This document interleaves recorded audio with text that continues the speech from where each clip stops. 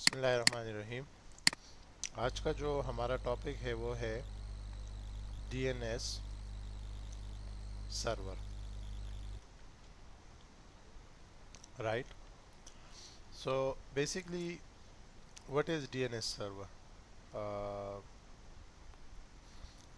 वहीद तो कुकिंग कर रहा है, लेकिन फिर भी वहीद अगर पॉसिबल है तो can you tell us what is DNS server?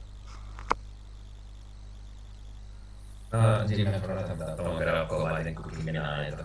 सही है, इसमें बिल्कुल। ये है कि डीएनएस जो होता है वो एक तरह का डोमेन नेम सिस्टम होता है जो एक दो तरह के होते हैं, एक पब्लिक होता है एक प्राइवेट होता है। तो डीएनएस जो होता है वो काम ये करता है कि आपके लेंथी आईपी एड्रेसेस को जो है ना वो कन्वर्ट करता है एक आम से यूजर नेम में, जैसे कि 192.168.1.1 को अगर आप यूजर याद नहीं रख सकता, उसको ये पता है कि हाँ काशिफ डॉट आई टी जो है ना वो एक अच्छा मेरे लिए याद रखने का सीन है, तो हम इसको कन्वर्ट करते हैं डिजिट्स को एक आम फैम जुबान में, अगर हम इसको बहुत सिंपली चीज़ों से देखें तो। परफेक्ट होगा।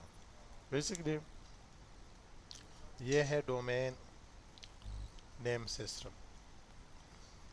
अगर आप देखें तो हम जब नेटवर्क में कम्युनिकेशन करते हैं तो हम थ्रू आईपी एड्रेस ही करते हैं, राइट। सो फॉर एग्ज़ाम्पल, अगर आप थ्रू आईपी कम्युनिकेशन कर रहे हैं मुख्तलिफ, शुरू शुरू में जब इंटरनेट आया तो बहुत लिमिटेड नंबर ऑफ़ कंप्यूटर्स थे, तो उनको उनके जो एड्रेसेस थे याद करना it was not a difficult task.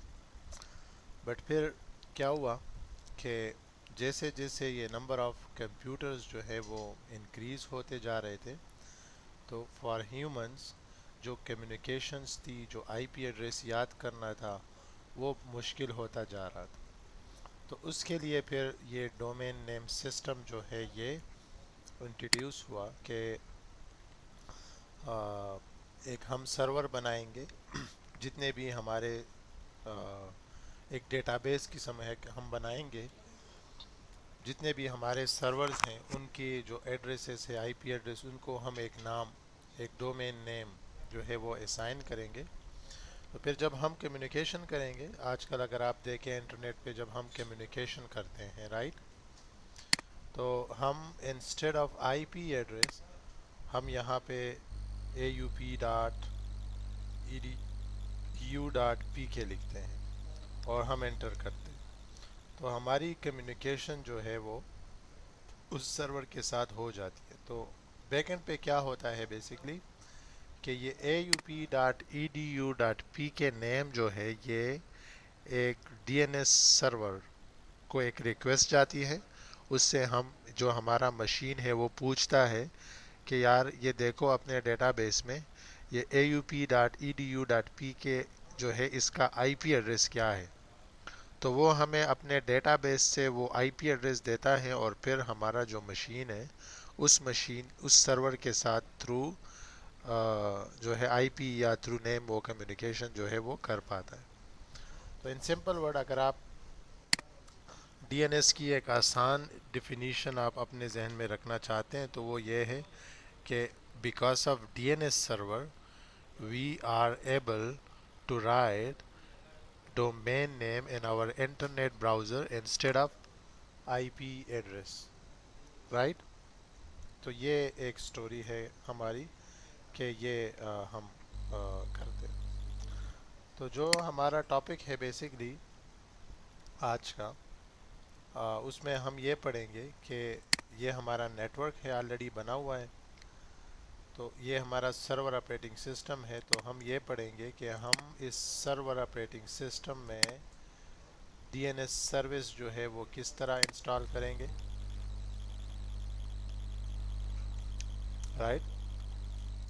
तो यहाँ पे मैं डीएनएस सर्वर इंस्टॉल करूँ, राइट। अच्छा, ये इससे पहले मैं आपको एक स्टोरी बताता हूँ। मैं आपको एक नेटवर्क दिखाता हूँ। यहाँ पे एक मशीन में लेता हूँ, ये वाला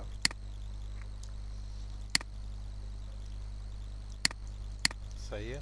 ये एक विंडोज़ 10 मशीन है। इस पे मैं लॉगिन लेता हूँ। अच्छा, तो जो हमारा नेटवर्क है, ये हमारा DSL मॉडेम है। यहाँ पे ये DSL मॉडेम यहाँ पे इसी तरह कनेक्टेड है। और जो इसका लेन आईपी है वो ये है। और फिर ये DSL मॉडेम जो है ये किसी ISP के साथ कनेक्टेड है, इंटरनेट सर्विस प्रोवाइडर। और ये हमारा DNS सर्वर का वेन पोर्ट है, जिसको एक पब्लिक IP एड्रेस असाइन होती है, राइट। और फिर क्या होता है, यहाँ पे जो है ये हमारा इंटरनेट होता है,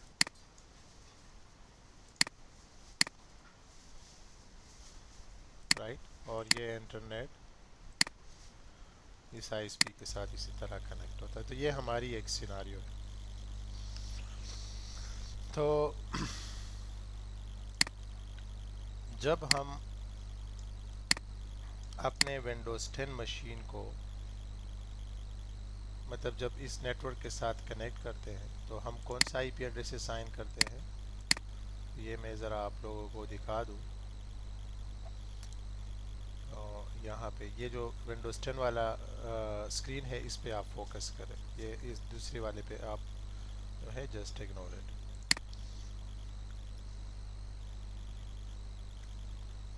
let me show you. Basically यहाँ पे अगर आप देखें तो इस मशीन की जो IP एड्रेस है वो है 172.20.21। सबनेट मास्क का भी आप लोगों को पता होगा, और डिफ़ॉल्ट गेटवे भी ये है, राइट। तो ये तो मैं ऑलरेडी यहाँ पे असाइन की है। मतलब कौन कौन से IP एड्रेस है, इस मशीन को मैंने एक IP दी है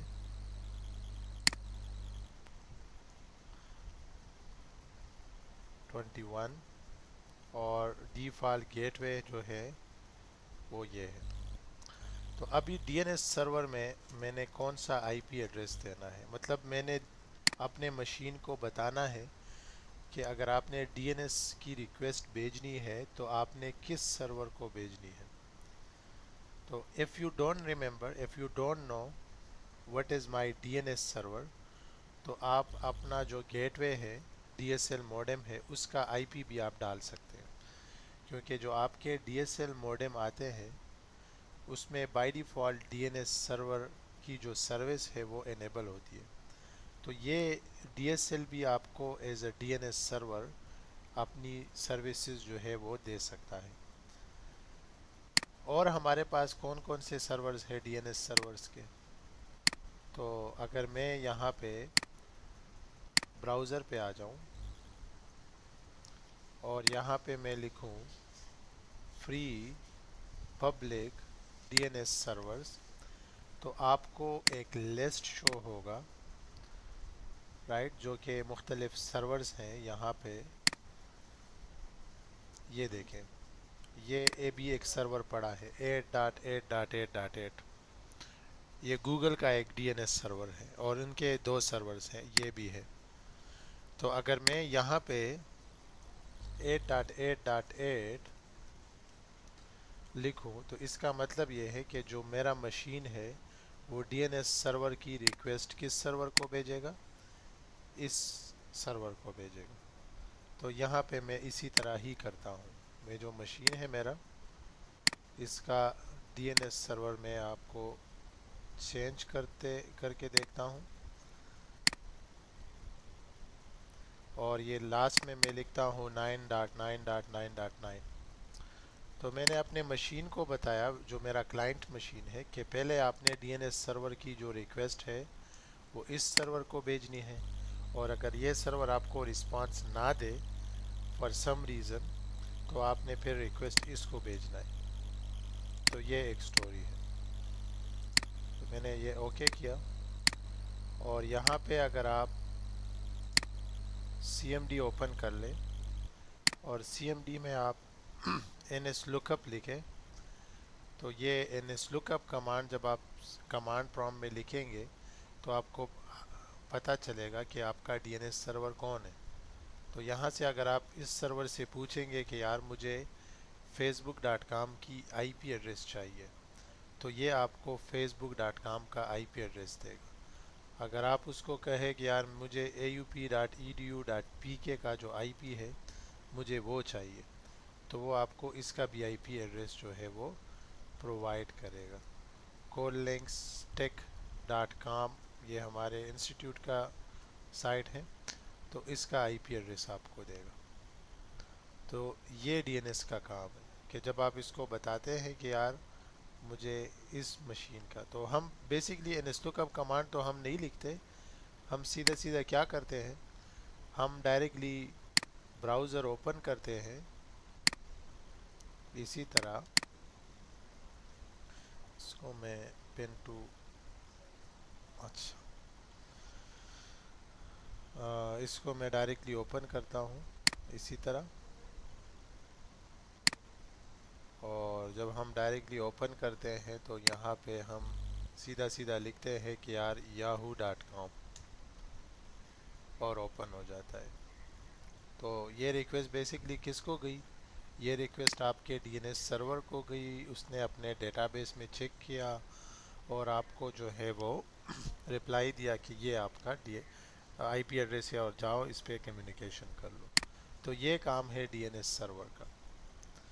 तो जो हमारा टॉपिक है आज, उसमें हम ये पढ़ेंगे कि हमारा जो टॉपिक है उसमें हम क्या पढ़ेंगे।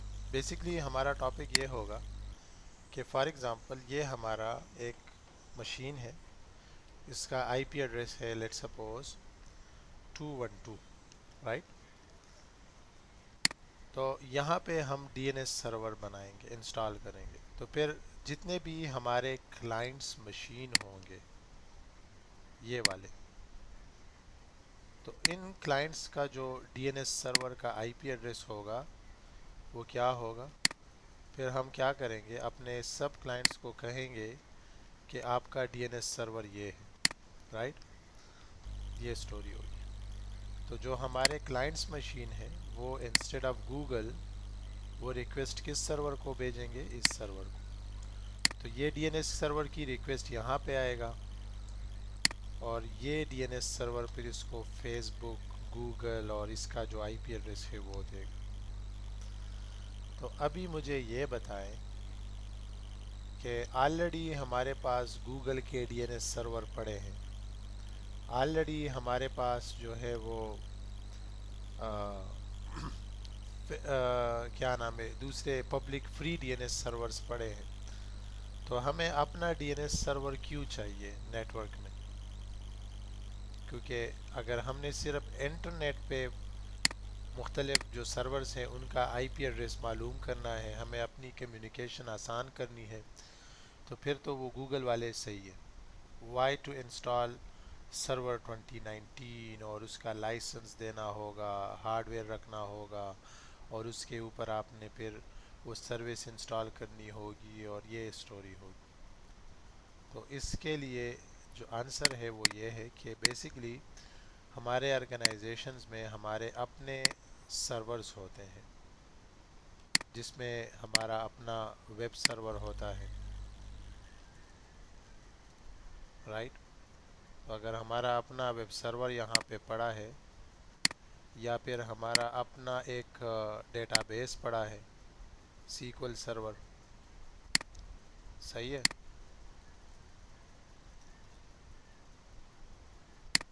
या फिर हमारा अपना एक ईमेल सर्वर यहाँ पे पड़ा है,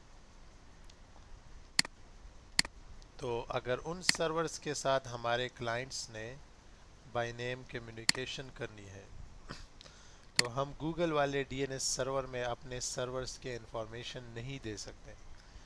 तो फिर हमने अपने एनवायरनमेंट में एक लोकल डीएनएस सर्वर इंस्टॉल करना है और उस डीएनएस में हमने फिर डीएनएस जोन्स जो है वो बनाने हैं, राइट।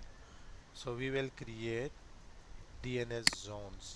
तो ये हमारी स्टोरी होगी, राइट। तो डीएनएस जोन्स का मतलब क्या है? डीएनएस जोन्स का मतलब ये है कि आप अपने जोन्स बनाए, उसमें अपने सर्वर्स के रिकॉर्ड्स जो है वो स्टोर करें, जो इंटरनल सर्वर्स हैं आपके।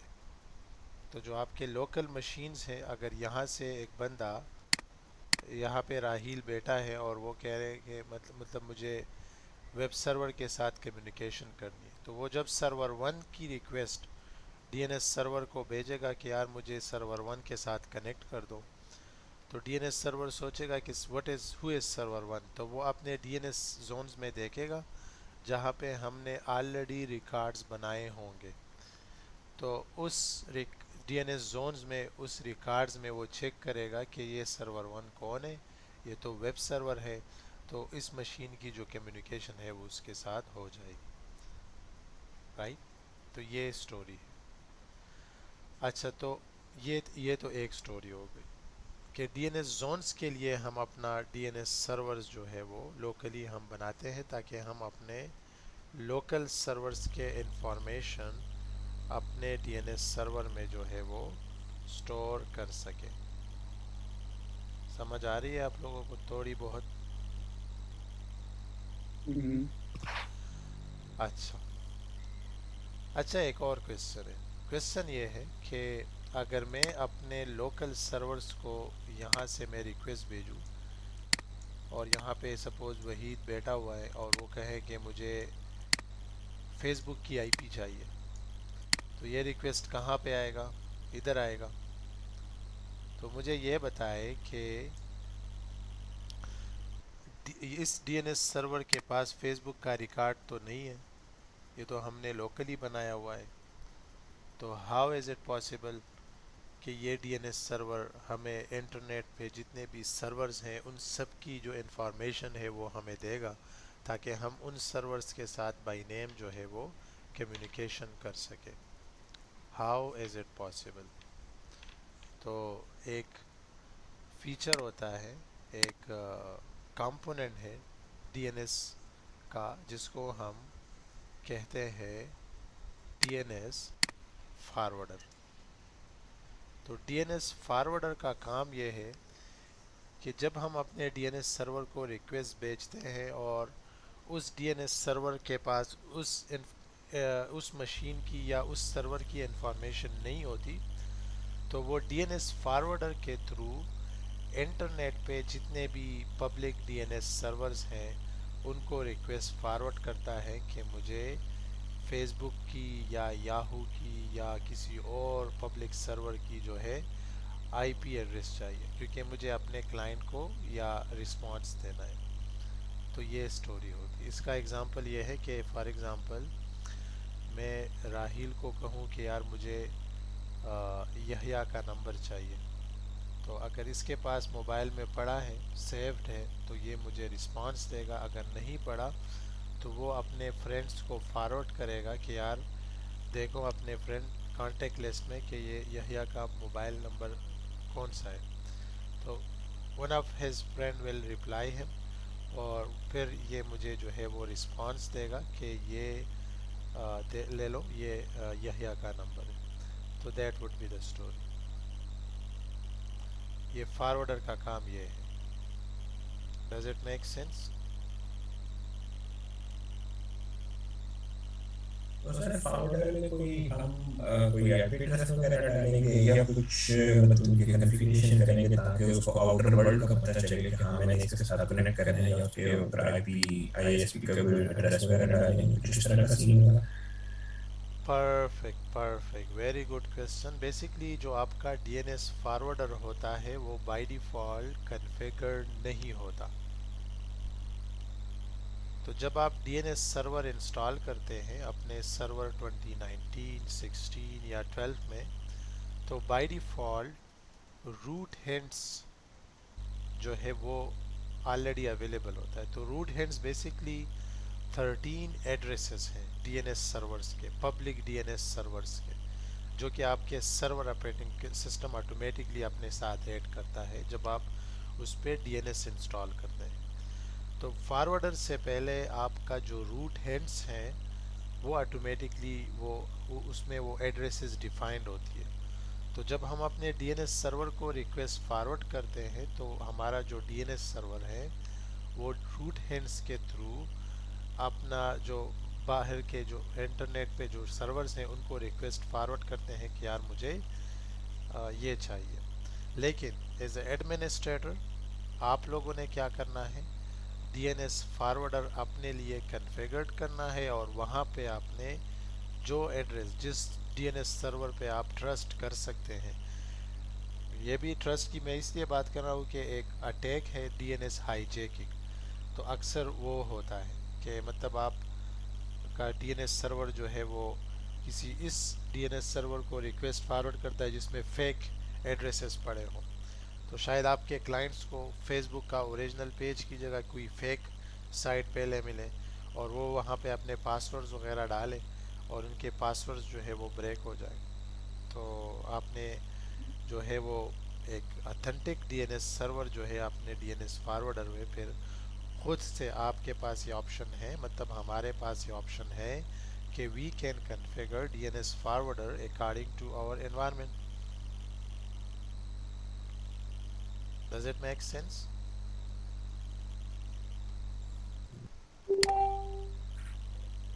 जी mister Waheed, did I answer your question?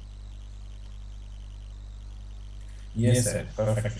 Okay, तो अभी हम आते हैं डीएनएस कैशे की तरफ कि डीएनएस कैशे का कॉन्सेप्ट क्या है। तो बेसिकली जो हमारा रूट हैंड्स का तो आपको आइडिया हो गया कि ये बाय डिफ़ॉल्ट कुछ एंट्रीज़ होती है जब हम डीएनएस सर्वर अपने इस सर्वर पे इंस्टॉल करते हैं, तो ये रूट हैंड्स बाय डिफ़ॉल्ट ये उसमें अवेलेबल होती है, राइट। तो ये क्या काम करता है, ये बेसिकली जब हम सर्वर को रिक्वेस्ट भेजते हैं किसी पब्लिक सर्वर के लिए कि हमें फेसबुक, याहू या ट्विटर वगैरह का एड्रेस चाहिए, तो ये रूट हैंड्स जो है ये रिस्पॉन्सिबल है कि ये हमें रिस्पॉन्स देगा।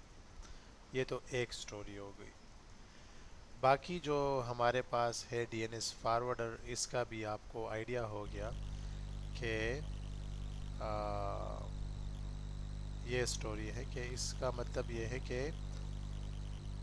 आ, ये ख़ुद से हम कॉन्फ़िगर कर सकते हैं। इसमें हम अपनी मर्ज़ी के एंट्रीज़ लगाते हैं और अपने डीएनएस सर्वर्स को हम बताते हैं कि अगर आपको क्लाइंट से एक रिक्वेस्ट आ जाए तो आपने इस डीएनएस सर्वर को ये रिक्वेस्ट जो है वो फॉरवर्ड करनी है। डीएनएस कैशे का कंसेप्ट ये है कि जब आपका डीएनएस सर्वर यहाँ पे अगर वहीद बैठा हुआ है और ये कहे कि मुझे फेसबुक की आईपी चाहिए, तो ये रिक्वेस्ट आएगा डीएनएस सर्वर को और डीएनएस फॉरवर्डर के थ्रू वो रिक्वेस्ट बाहर वो रिक्वेस्ट करेगा। तो वो जो एंट्री ये उसको जो रिकॉर्ड मिलेगा तो वो रिकॉर्ड वो अपने पास डीएनएस कैशे में स्टोर करेगा। तो जब वो डीएनएस कैशे में वो रिकॉर्ड स्टोर करेगा तो क्या होगा, नेक्स्ट टाइम अगर राहील भी फेसबुक के लिए रिक्वेस्ट भेजेगा तो वो डीएनएस फॉरवर्डर रिक्वेस्ट दोबारा से फॉरवर्ड नहीं करेगा, वो कैशे से वो इंफॉर्मेशन जो है वो ले ले, तो वो फास्ट रिस्पॉन्स, वो क्विक रिस्पॉन्स उसको मिलेगा। Does it make sense?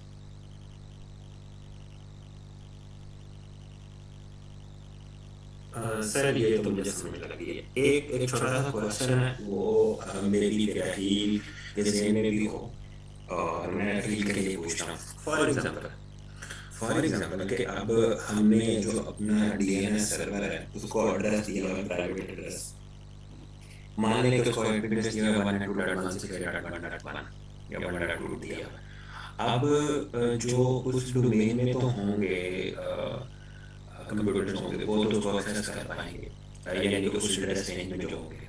लेकिन अगर हमने कोई नेटवर्क ऐसा बनाया है जो मान लें कि क्लास बी का एड्रेस है, तो हम्म। तब जो है वो क्लास बी का एड्रेस उसको कैसे एक्सेस करेगा डीएनएस को? अच्छा, sorry, what was your question? मैं असल में एक मैसेज आया था तो मैं मेरा ध्यान वहाँ पे गया था। आपका मैं क्वेश्चन, पूछ एक रहा था। मिनट, आपका क्वेश्चन ये था कि सपोज अगर हमने अपना लोकल डीएनएस सर्वर बनाया है, राइट, और उसमें हमने अपने जोन्स क्रिएट किए हैं, राइट, और वहाँ पे हमारे पास रिकॉर्ड्स वगैरह मौजूद हैं, सही है। और क्या था आपका question? Sorry mister sorry, Waheed. मेरा माइक बंद था, मेरा माइक बंद था। अच्छा। मैं ये पूछ रहा था कि अगर हमने डीएनएस को क्लास 3 का एड्रेस दिया हुआ है, लेकिन कुछ नेटवर्क जो है वो क्लास बी के एड्रेस हैं और प्राइवेट हैं दोनों ही, तो फिर क्लास बी के जो क्लाइंट्स होंगे वो क्लास सी के एड्रेस को कैसे करेंगे, एक्सेस कैसे करेंगे? Perfect, perfect, very good question. Basically जो है, डीएनएस सर्वर में आप मल्टीपल जोन्स जो है वो आप बना सकते हैं, राइट। तो जब आप मल्टीपल जोन्स बनाएंगे, स्पेशली रिवर्स लुकअप जोन, तो उसमें आप जो है एक जोन आप बना लें जो आपका, जो आपके मशीन्स हैं, फॉर एग्जांपल इस रेंज में,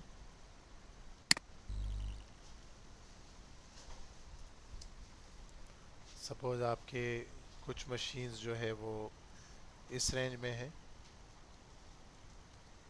राइट। फॉर एग्जांपल आपके कुछ मशीन्स जो है वो इस रेंज में है, right. So you can create multiple zones based on your networks, तो आप बना सकते हैं अपने क्लाइंट्स वगैरह के लिए, राइट। तो ये स्टोरी है।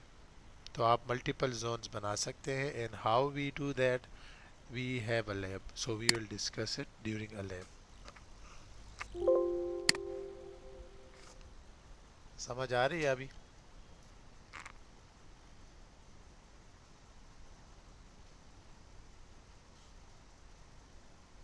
अच्छा, चले। मिस्टर वहीद जो है वो किचन में है, तो आई होप उसको समझ आई होगी। अच्छा, तो एनी क्वेश्चन गाइस, कोई क्वेश्चन वगैरह है? सर मेरा कोई क्वेश्चन नहीं है। मुझे सारी समझ लगी है। एक्चुअली मेरे हाथ जो थे वो गीले थे, तो मैंने चूल्हा साफ करके तो मैंने माइक खोला है। चले, आप हमें डरा रहे यार। फिर अगर ये माहौल है बाहर का तो फिर तो हमने बाहर नहीं आना। यहाँ पे तो हमें तैयार का मिलता है सब कुछ। अच्छा, चले, अभी मैं यहाँ पे ड्रा करता हूँ कि आज के जो हमारे लैब्स हैं वो क्या क्या लैब्स होंगे। तो आई होप कि आपको थ्योरी का आइडिया हुआ होगा कि हमारी थ्योरी क्या है, राइट।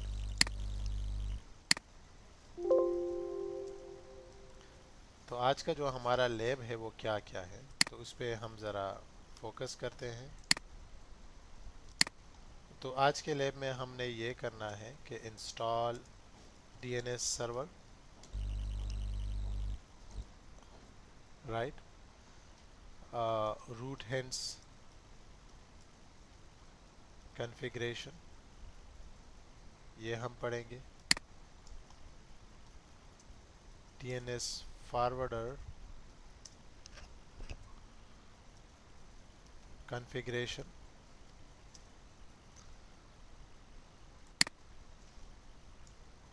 उसके अलावा हम क्या पढ़ेंगे, DNS cache configuration, creation of forward lookup zone और creation of reverse lookup zone. उसके बाद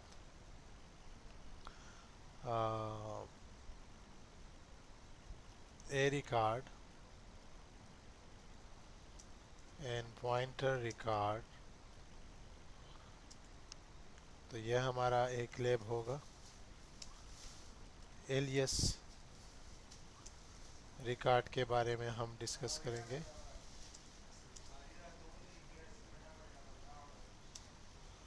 राइट। और उसके बाद जो हमारा टॉपिक होगा डीएनएस पॉलिसीज़ के बारे में हम डिस्कस करेंगे। तो ये हमारे लेब्स होंगे। Does it make sense? तो ये हम इस पे फोकस करेंगे। Sir if you don't mind, मेरा एक छोटा सा क्वेश्चन है। जैसे हम एक बैकअप बनाते हैं, डीसी का हम एलईडी लगाते हैं ताकि अगर वो डीसी बंद हो जाए सही है, मैं समझ गया। तो उसका। आप सेकेंडरी डीएनएस की जो बात कर रहे हैं वो टॉपिक हमारा एक्टिव डायरेक्टरी के बाद होगा। ठीक हो गया, हाँ ठीक हो गया। हाँ बेफिक्र रहे, बेफिक्र रहे। वेरी गुड पॉइंट बेसिकली, लेकिन वो अभी मैं नहीं पढ़ा था क्योंकि फिर स्टूडेंट्स कंफ्यूज होते हैं। तो यहाँ पे मैं डीएनएस पॉलिसीज़ का भी आपको थोड़ा आइडिया दे दूँ। तो डीएनएस पॉलिसीज़ बेसिकली ये है कि लेट्स सपोज आप किसी बंदे पे आपने रिक्वेस्ट वो लगानी है, क्या नाम है उसका, रिस्ट्रिक्शंस लगानी है। आपके पास एक गेस्ट नेटवर्क है, आप उसको एक रिस्ट्रिक्शन आप लगा रहे हैं कि इस नेटवर्क से अगर डीएनएस को रिक्वेस्ट आएगी, एक क्वेरी आएगी, तो वो क्वेरी वो एक्सेप्ट नहीं करेगा। तो ये डीएनएस की स्टोरी होगी। राइट। तो ये आपने जहन में रखना है, मतलब वो एक्सेप्ट नहीं करेगा वो क्वेरी। या फिर आप लोकेशन बेस्ड पॉलिसीज़ लगा सकते हैं कि अगर मेरे क्लाइंट्स जो है वो जर्मनी के हो तो आपने जर्मनी वाले सर्वर्स जो है उनकी एक्सेस देनी है। अगर एक क्लाइंट जो है वो ऑस्ट्रिया में है तो आपने वो ऑस्ट्रिया वाले जो सर्वर्स हैं उनकी जो है वो रिस्पांस उस उन सर्वर्स की जो है वो रिक्वेस्ट इंफॉर्मेशन देनी है। तो इस किस्म की पॉलिसीज़ जो है वो हम कॉन्फ़िगर कर सकते हैं। तो अभी आते हैं हमारा जो लैब है। तो लैब से पहले हमने अपना एक मशीन रेडी करना है, जो कि अनफॉर्चुनेटली वो जो मेरा दूसरा सर्वर्स था तो उस पे for some reason I am not able to access my previous server, so I just installed server 2016 on another server। तो ये मेरी एक स्टोरी। अच्छा, तो मैं वीडियो पास करता हूँ। तो यहाँ पे आप देख सकते हैं हमारे पास एक सर्वर ऑपरेटिंग सिस्टम पड़ा है। तो हमने इस सर्वर ऑपरेटिंग सिस्टम पे डीएनएस की सर्विस जो है वो इंस्टॉल करनी है। तो सबसे पहले आपने वो बेसिक कॉन्फ़िगरेशंस वगैरह, आईपी एड्रेस वगैरह, फायरवॉल की सेटिंग्स, तो आई होप कि आप लोगों को ऑलरेडी आइडिया होगा कि किस तरह वो हम कर सकते हैं। तो ये हमारा सर्वर है। तो यहाँ पे अगर मैं आ जाऊँ सर्वर मैनेजर पे और इसको मैं आईपी एड्रेस दे दूँ 212, जो कि हमने उस लैब में इसकी जिक्र की थी। और इसके बाद फिर हम आते हैं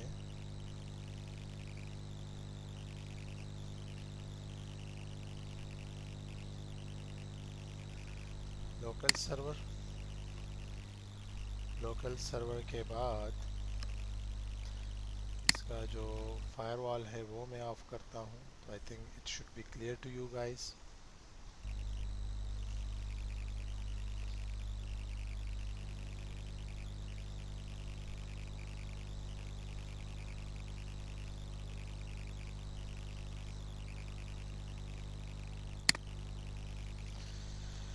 राहिल, आप कोशिश करें कि जितने भी प्रीवियस लेक्चर्स हैं उनको आप जो है वो कवर करें काइंडली। देखिए भाई मेरा मैं इतना प्रॉब्लम में फंसा हूँ कि बहुत तक मेरा इतना ज़्यादा काम है। और कल तक मैं मतलब सुबह 9 बजे काम पे गया हूँ, रात के 11 बजे आया हूँ, 11 भी नहीं, 11:30 के। फिर ये भी क्लास ले रहा हूँ। ये कल मेरे पास एक छुट्टी है, उसमें मैं कोशिश करता हूँ कि ज़्यादा से ज़्यादा क्लासेस ले प्लीज। चले बस कोशिश करें। फिर पाकिस्तान के लिए भी जाने की तैयारी करनी है, ये बहुत बड़ा गम होता है। बिल्कुल आई कैन अंडरस्टैंड, बट लेकिन मैं इसके लिए परेशान हूँ। मैं जब पाकिस्तान में हूँगा तो प्रॉब्ली मेरे पास फिर कोशिश तो करूँगा कि क्लासेस ले लूँ, लेकिन पता नहीं है बंदा किधर होता है ना। दोस्तों के साथ होता है, मेहमानों के साथ होता है, फैमिली के साथ होता है। तो चले वो फिर हम इंशाल्लाह देखेंगे कि क्या सीन बनता है इसका।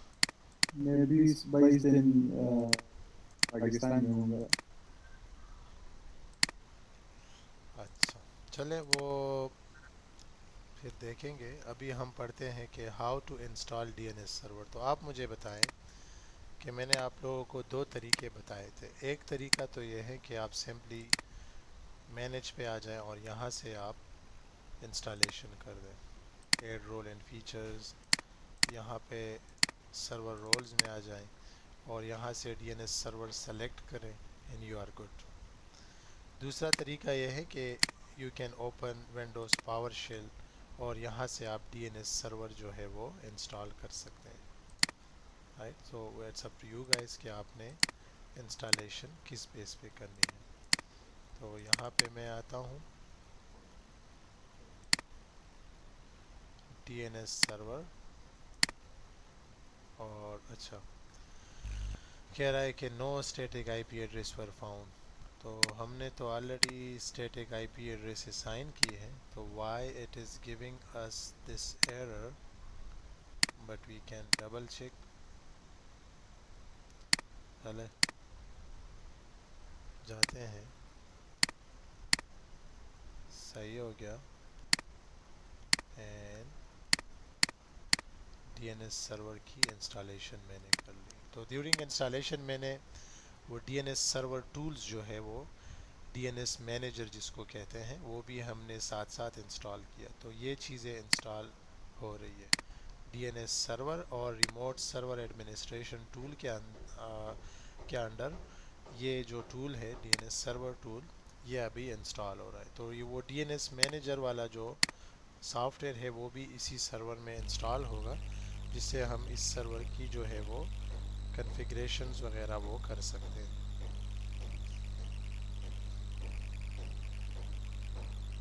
Does it make sense?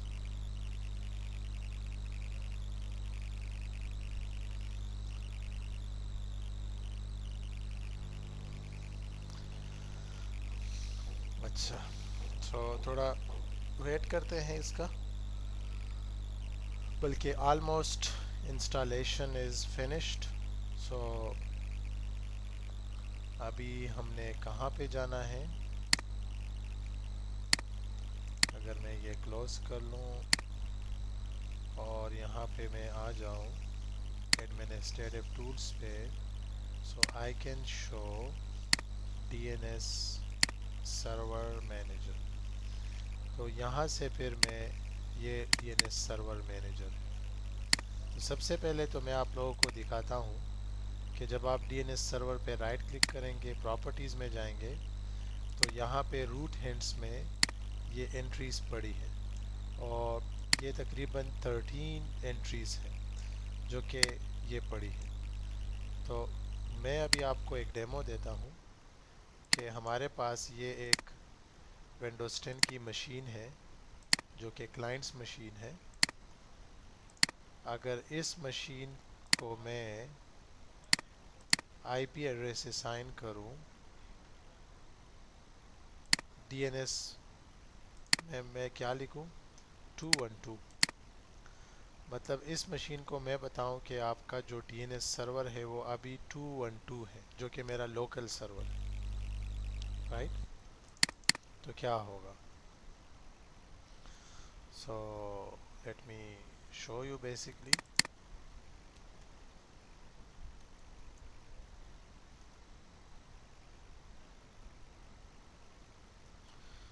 ये हो गया मेरा 212 वाला सर्वर।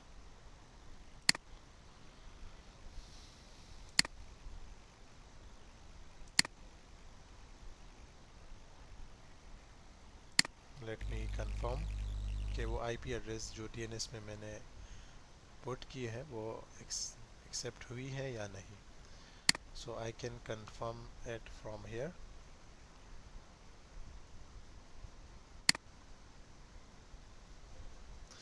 212 ओके परफेक्ट हो गया। यहाँ से मैं इधर आता हूँ।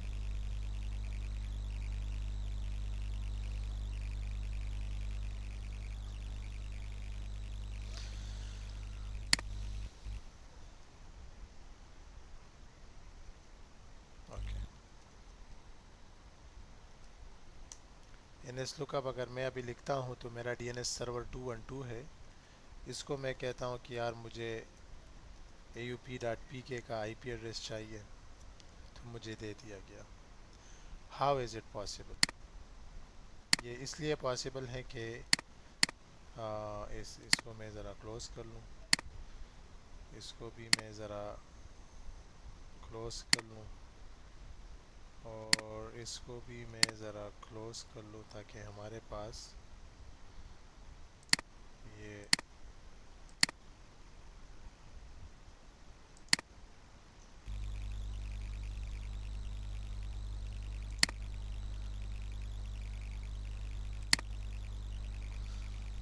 मतलब अभी भी अगर मैं इंटरनेट पे कम्युनिकेशन करूँगा तो मुझे रिस्पांस आएगा।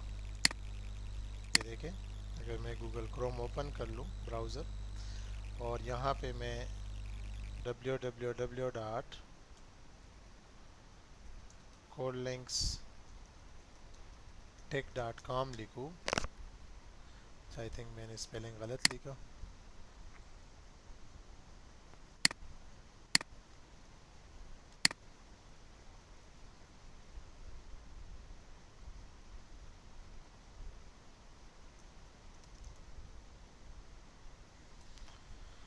So I can access my page like this. समझ आ रही है? तो मैंने सिर्फ इस क्लाइंट मशीन में 212 लिखा। DNS सर्वर पे मैंने कोई भी कॉन्फ़िगरेशन नहीं की, but still I am able to access internet. The reason is root hints, क्योंकि रूट हैंड्स यहाँ पे डिफाइंड है। अच्छा,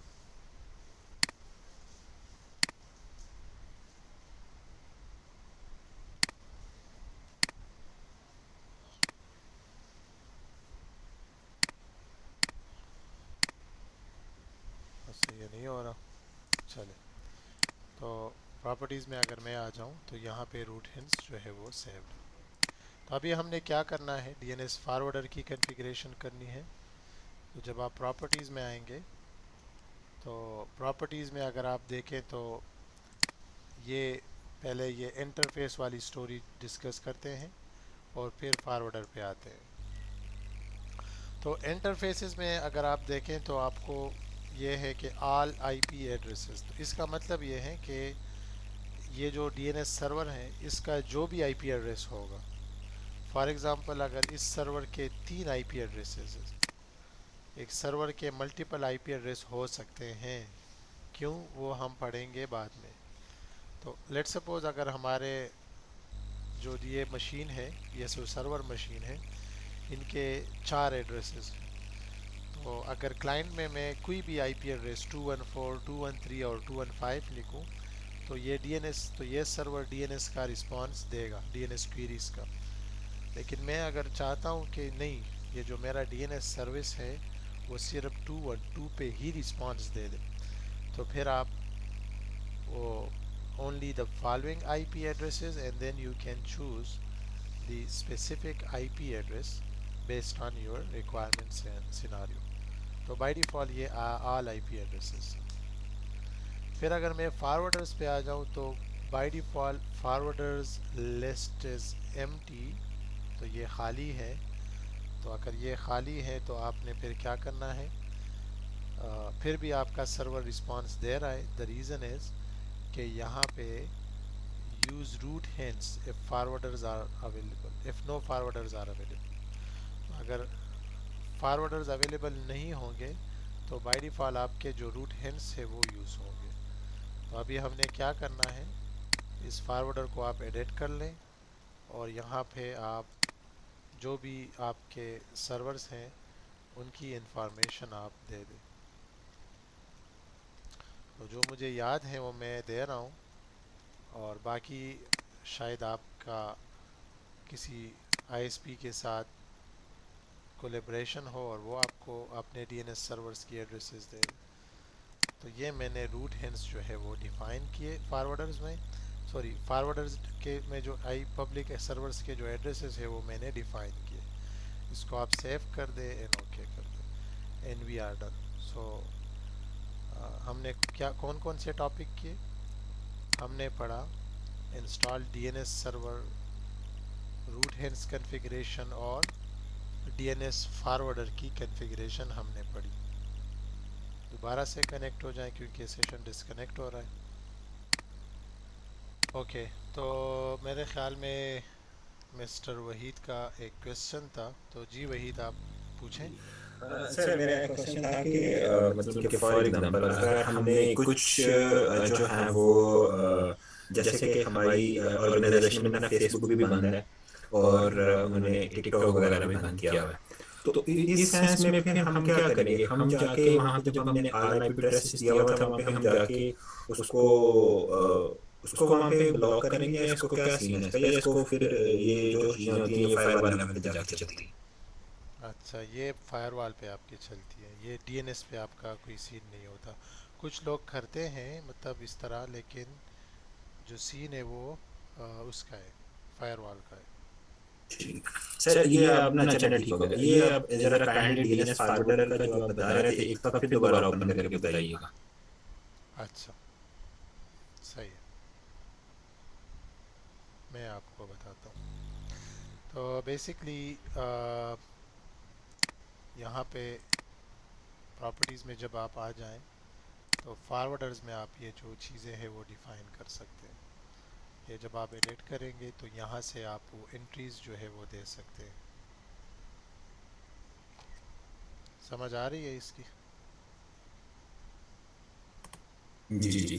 तो ये फॉरवर्डर का बेसिकली काम ये होता है कि हमने डिफरेंट किस्म के नेटवर्क्स जो है वो अपनी कंपनी में इंस्टॉल किए हुए हैं। डिफरेंट किस्म के नेटवर्क्स आप इन सेंस कह लें कि डिफरेंट किस्म की क्लासेस इंस्टॉल की हुई हैं, ए बी सी, और हमने उनके साथ कम्युनिकेट करना है। एक ही हमने डीएनएस सर्वर लगाया हुआ है और सब के सब जो हमारे क्लाइंट्स होंगे वो एक ही डीएनएस के साथ जाके जब कनेक्ट होंगे तो हमने उनकी जो आईपी एड्रेस की रेंजेस हैं वो यहाँ पे आके लगानी है।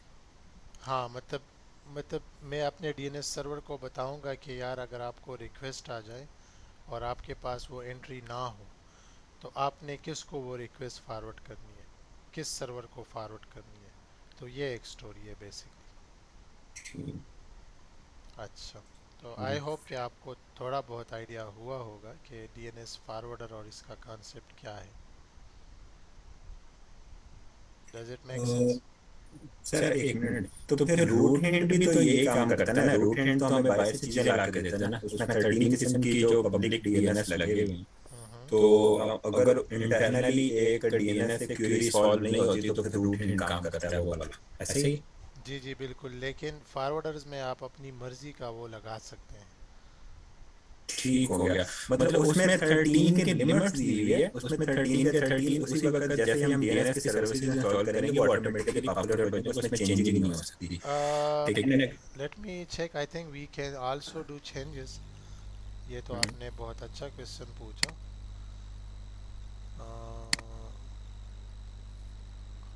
मेरे ख्याल में यहाँ पे भी हो सकती है, लेकिन आई वुड जब डबल चेक कि ये मेन डिफरेंस इसमें क्या है। लेकिन बेस्ट प्रैक्टिस ये है जो मैं देखता आ रहा हूँ वो यही है कि आप अपने लिए फारवर्डर्स जो है वो कर लें। लेकिन मैं ये देख लूँगा, आप भी देखें ये कि मेन डिफरेंस इसमें क्या है। तो ये लॉजिक होगा basically. Very good question but I should check. तो सर फिर ये क्या सीन बनेगा? फॉर एग्जांपल अब मैंने मेरा ये क्वेश्चन दोबारा रिपीट माधुरी के साथ नहीं नहीं, कि अब हमने, अब देखें ना, हमने एक क्लास सी का एड्रेस लिया, हमने वो डीएनएस के साथ पंच कर दिया। अब क्लास बी के एड्रेस को हम, जब क्लास बी का एड्रेस क्लास सी के एड्रेस के साथ जाके डीएनएस के सर्वर के साथ जब जाके कनेक्ट होगा तो बी क्लास वाले को फिर कैसे पता चलेगा? वो फिर हम उसको अपने डिफॉल्ट गेटवे के थ्रू बताएंगे कि ये हमारा डीएनएस है? नहीं नहीं, असल में ये जब हम अभी ये जोन्स पे आएंगे तो मैं इंशाल्लाह फिर जी आपको समझा लेता हूँ। चलिए ठीक हो गया, ठीक हो गया, ठीक हो गया। हाँ, मैं आपको बता देता हूँ, कोई इशू नहीं है इसका।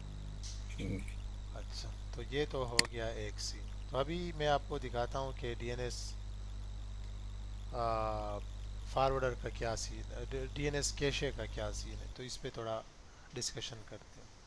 तो जब आप ठीक है। व्यू पे आते हैं तो व्यू में एडवांस ऑप्शन जब आप सेलेक्ट करेंगे तो आपको एक एडवांस व्यू आएगी, जिसमें आप कैशे लुकअप में देख सकते हैं कि आपके क्लाइंट्स ने कौन कौन सी क्वेरीज जो है वो रिक्वेस्ट की है, और डीएनएस ने उन क्वेरीज को फॉरवर्डर के थ्रू वो रिक्वेस्ट किया है, और फिर अपने साथ उन क्वेरीज को अपने पास डीएनएस कैशे में स्टोर किया है। तो you can see here dot com में अगर आप देख लें, तो पहले मैं इसको जो है वो क्लियर करता हूँ कैशे को, राइट।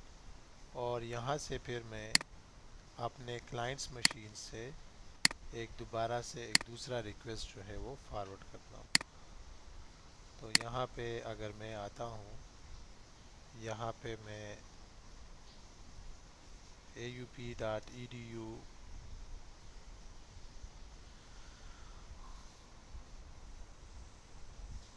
.pk में लिखता हूँ, राइट। तो जैसे ही मैंने ये रिक्वेस्ट लिखा, इसको आप रिफ्रेश करें और कैशे में आप देखें आपको जो है क्या नज़र आ रहा है, ये देखें सही हो गया।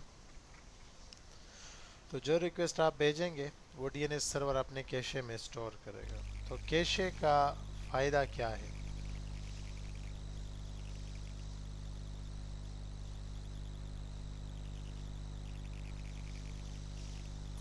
कैशे का फायदा ये है कि जो है ना वो उसको बार बार डीएनएस को जो है ना वो अब ये नहीं करना पड़ता कि वो बाहर के डीएनएस के साथ पब्लिक डीएनएस के साथ या रूटिंग के थ्रू जो है ना बार बार रिक्वेस्ट ना करे। तो इससे सर्वर बिजी नहीं होगा, वो कैशे से ही फाइल उठा उठा के ना आपको रिस्पॉन्स करता जाएगा। सही है। नुकसान क्या है?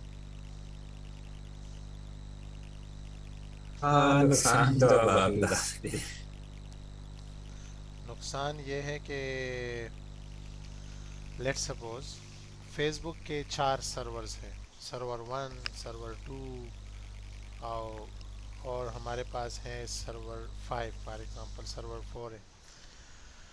तो उसके नुकसान ये है कि सपोज़ अगर आप डीएनएस सर्वर को रिक्वेस्ट भेजें और वो अपने कैशे में सर्वर 1 की इंफॉर्मेशन स्टोर करे, लेकिन फॉर सम रीज़न सर्वर 1 जो है वो डाउन हो जाए, तो जब आप डीएनएस सर्वर को फेसबुक की रिक्वेस्ट भेजेंगे तो वो फारवर्डर के थ्रू दोबारा रिक्वेस्ट फारवर्ड नहीं करेगा, वो वही ओल्ड सर्वर का जो इन्फॉर्मेशन है वो आपको देगा। तो आपके जो क्लाइंट्स हैं वो शायद फेसबुक के साथ या किसी सर्वर के साथ उनकी कम्युनिकेशन ना हो, क्योंकि कैशे से उनको वो ओल्ड जो एड्रेस है उनकी इन्फॉर्मेशन मिलेगी। तो उस केस में आपको फिर डीएनएस कैशे जो है वो क्लियर करनी चाहिए, या फिर डीएनएस अपडेटर के नाम से एक सॉफ्टवेयर है, उसके थ्रू भी आप क्या कर सकते हैं कि एक लिमिट डिफाइन कर सकते हैं कि इस टाइम इतने 5 मिनट्स के बाद ये सॉफ्टवेयर जो है, ये टूल जो है वो आपका डीएनएस कैशे चेक करेगा, जो एड्रेस रिस्पांस देगा उनको वहीं पे जो है वो रखेगा, और बाकी आ, जो एड्रेसेस है, जो इंफॉर्मेशन है वो क्लियर करेगा, ताकि फिर डीएनएस सर्वर एक न्यू रिक्वेस्ट जो है वो जनरेट करे। तो अगर आप लोगों के पास भी इस तरह का कोई सीन हो कि आपके ऑर्गेनाइजेशन में कुछ साइट्स जो है वो काम कर रहे हैं और कुछ साइट्स काम नहीं कर रहे, तो फिर आप लोगों ने क्या करना है, ये डीएनएस कैशे जो है वो क्लियर करनी है, राइट। तो यहाँ से भी आप कर सकते हैं, क्लाइंट साइड में भी आप क्या कर सकते हैं, ये आपका क्लाइंट साइड है, यहाँ पे भी एक कमांड है, अक्सर हम वो यूज़ करते हैं। फ्लैश डीएनएस तो नहीं कर रहे? हाँ बिल्कुल। तो मुख्तलिफ कमांड्स हैं। I think I am getting some error. अच्छा, तो ये स्टोरी है। तो इसकी भी फिर आप अपनी वो होमवर्क कर लें कि क्या सीन है। तो डीएनएस कैशे का आइडिया हुआ आपको कि जी इसका? जी जी। अच्छा, अभी हम आते हैं जोन्स की तरफ। तो जोन्स में हमारे पास डीएनएस दो जोन्स है, एक फॉरवर्ड लुकअप जोन और एक रिवर्स लुकअप जोन, राइट। तो इसका कॉन्सेप्ट क्या है? Basically forward lookup zone is responsible for name to IP lookup, और रिवर्स लुकअप जोन जो है वो आईपी टू नेम रिस्पॉन्सिबल है। मतलब ये है कि फॉरवर्ड लुकअप जोन जो है बेसिकली उसमें उसको जब आप रिक्वेस्ट भेजते हैं थ्रू नेम, तो वो अपने एंट्रीज में चेक करता है कि इस नेम के अगेंस्ट कौन सा आईपी एड्रेस है। और अगर आपको ऑलरेडी आईपी मालूम हो और आप चाहते हैं कि मुझे उसका नेम जो है वो मिले, तो आप ये कर सकते हैं। मैं थोड़ा आपको दिखाता हूँ। अगर मैं यहाँ पे ns lookup लिखूँ और मैं 1.1.1 लिखूँ, तो मैंने अपने DNS सर्वर को आईपी की रिक्वेस्ट भेजी और उसने मुझे बताया कि ये देखें 1.1.1 जो है ये आपका उसका नेम है। समझ आ रही है? तो अगर मैं बताऊं DNS सर्वर को कि मुझे google.com का एड्रेस चाहिए, तो ये फॉरवर्ड लुकअप जोन। और अगर मैं उसको बता दूं कि 8.8.8,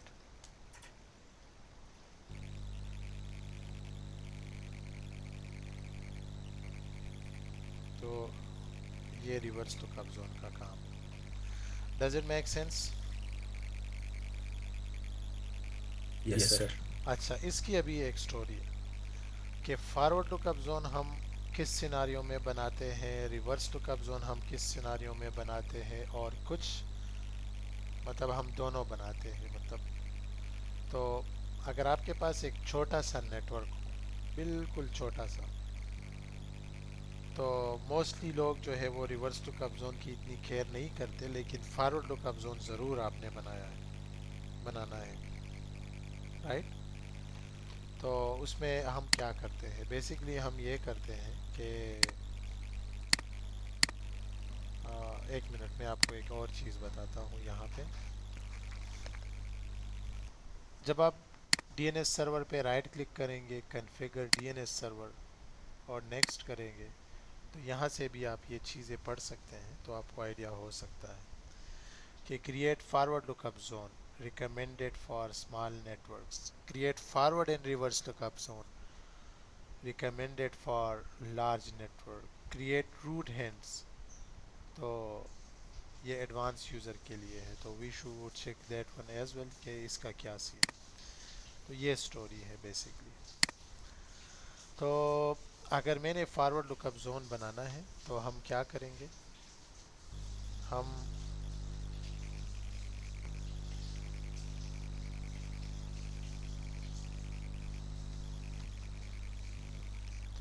ओके, तो अगर मैं यहाँ पे फॉरवर्ड लुकअप जोन पे आ जाऊँ, तो इसका आसान अल्फाज में मैं आपको समझा देता हूँ। इसका मतलब ये है कि हम एक फ़ोल्डर बना रहे, राइट। फ़ोल्डर में हम एंट्रीज़ रखेंगे। लेट्स सपोज आपके पास एक इदारा है आपका। मैं कोड लिंक्स की एग्जांपल अक्सर स्टूडेंट्स को देता हूँ, तो मैं उसी का एग्जांपल आपको दूंगा कि कोड लिंक्स हमारे पास एक इदारा है। उसमें हमारे पास कुछ MCC के स्टूडेंट्स हैं और कुछ हमारे पास CCNA के स्टूडेंट्स हैं, राइट। तो मैं एक फ़ोल्डर बना रहा हूँ, लिस्ट बना रहा हूँ। तो या तो मैं इस तरह कर सकता हूँ कि मैं कोड लिंक्स के नाम से एक लिस्ट बनाऊँ, एक फॉरवर्ड लुकअप जोन बनाऊँ, इसको हम लिस्ट ही कंसिडर करेंगे, और उसमें उन सब स्टूडेंट्स की information, student name and contact number, ये मैं इंफॉर्मेशन उसमें स्टोर करूँ। तो ये भी पॉसिबल है। या ये भी कर सकता हूँ कि मैं MCSE के नाम से एक फॉरवर्ड लुकअप जोन बनाऊँ और CCNA के नाम से भी एक फॉरवर्ड लुकअप जोन बनाऊँ। और जो CCNA के स्टूडेंट्स हैं उनके लिस्ट में यहाँ पे रखूँ और MCC के मैं यहाँ पे रखूँ। तो you can create multiple forward lookup zone और you can create single forward lookup zone, it's up to you. तो मल्टीपल का फ़ायदा क्या होगा? मल्टीपल का फ़ायदा ये होगा कि एक स्टूडेंट है, उसका ताल्लुक CCNA.local एक फॉरवर्ड लुकअप जोन से है और उसका नाम है सपोज़ राहील। तो क्लाइंट साइड से जब मैं रिक्वेस्ट भेजूंगा तो मैं इस तरह करूंगा कि मैं अपने DNS सर्वर को बताऊंगा कि raheel.ccna.local, उसका मुझे कांटेक्ट नंबर चाहिए। तो ये रिक्वेस्ट आएगा CCNA.local फॉरवर्ड लुकअप जोन को और उसमें वो सिर्फ राहील देखेगा कि ये लो, इसका ये कांटेक्ट नंबर है, राइट। अगर मैं सिर्फ कोड लिंक्स अगर मेरे पास होता और हमारे पास सपोज़ 100 स्टूडेंट्स हैं तो वो कोड लिंक्स डॉट लोकल में एक एक एंट्री वो देखेगा और उसके हिसाब से वो आपको वो उस होस्ट की या उस यूज़र की इंफॉर्मेशन आपको प्रोवाइड करेगा। तो फॉरवर्ड लुकअप जोन का आसान सिंपल एग्जांपल ये है कि हम एक फ़ोल्डर बना रहे हैं और उस फोल्डर में हम फिर रिकॉर्ड्स एंट्रीज करेंगे अपने सर्वर्स की। Does it make sense? तो हम एक स्टोरी बनाते हैं यहाँ पे कि जो हमारे सर्वर्स हैं उसमें सर्वर 1 जो है ये है और उसका IP एड्रेस ये है, सर्वर 2 जो है वो ये है और उसका IP एड्रेस ये है। और यहाँ पे मैं एक फॉरवर्ड लुकअप जोन बनाऊंगा बेच 25.local के नाम से।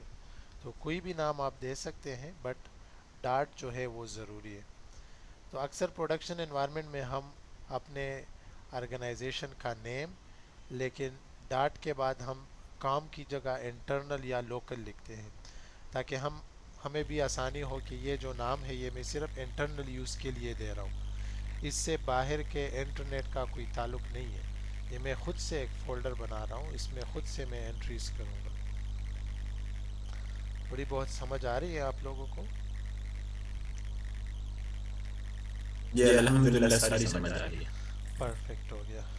तो अगर राहील को नहीं आ रही तो आपने फिर ख्वारी करनी है इसके साथ, थोड़ा बहुत समझाना है इसको भी। अच्छा, तो फॉरवर्ड लुकअप जोन पे अगर मैं राइट क्लिक करूं तो न्यू जोन पे आ जाऊं तो यहाँ पे आपको बता रहा है कि ये हम क्यों बना रहे हैं। यहाँ से मैं नेक्स्ट करूँ, इसके बाद जो है ये स्टोरी शुरू होती है। तो इस पे थोड़ा ओवरव्यू कर लेते हैं कि इसका क्या मतलब है। तो हमारे पास एक है प्राइमरी जोन, एक है सेकेंडरी जोन, एक है स्टब जोन। सो फिलहाल आप स्टब जोन को इसी पे ही रहने दें। We are not discussing this right now, ये हम बाद में पढ़ेंगे जब हम सेकेंडरी DNS और जो एक्टिव डायरेक्टरी थोड़ा पढ़ लें तो इसके बाद हम इस पे बात करेंगे कि इसका सीन क्या है।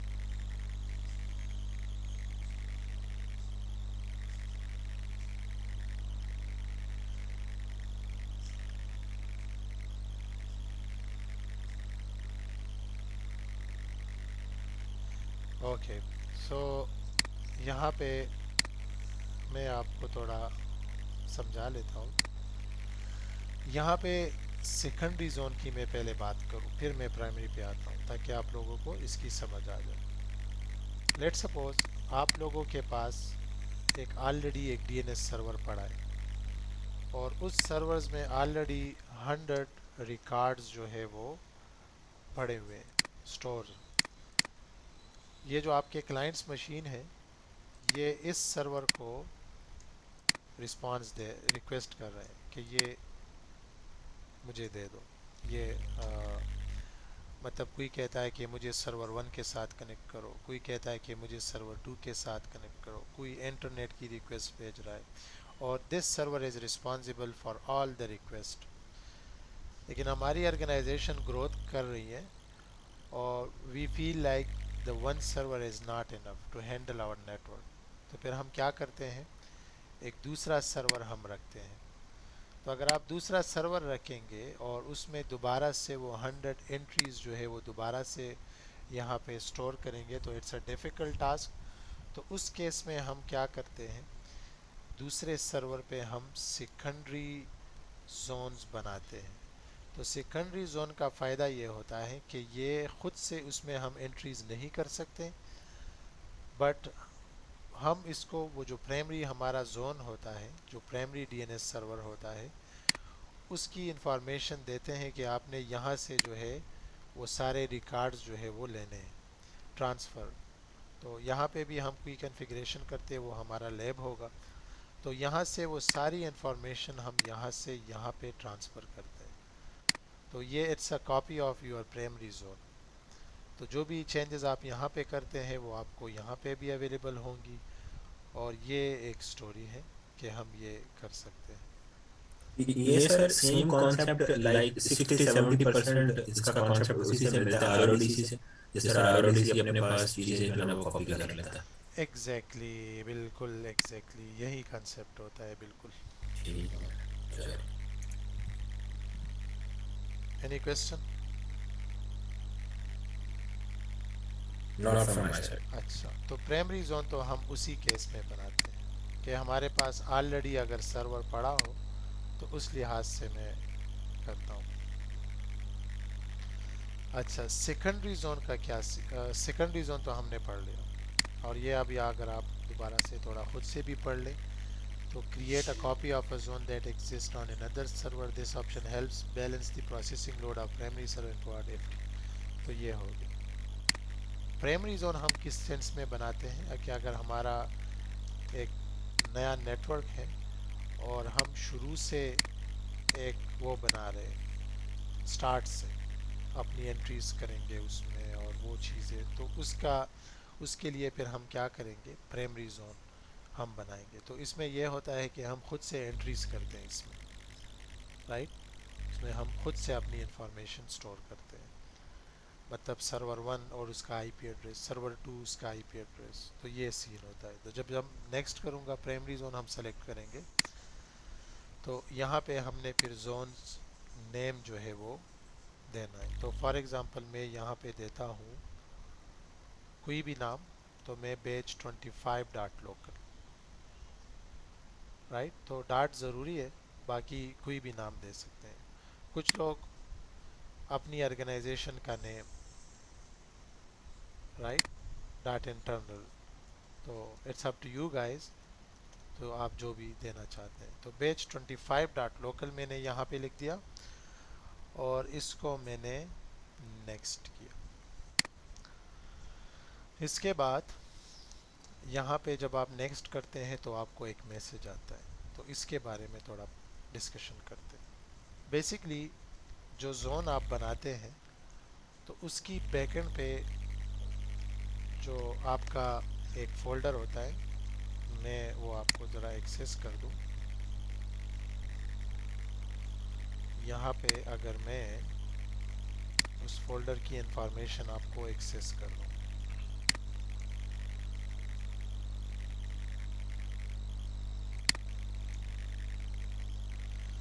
अच्छा sorry, I should move it a little bit down मोर। तो ये फोल्डर है, मैंने यहाँ पे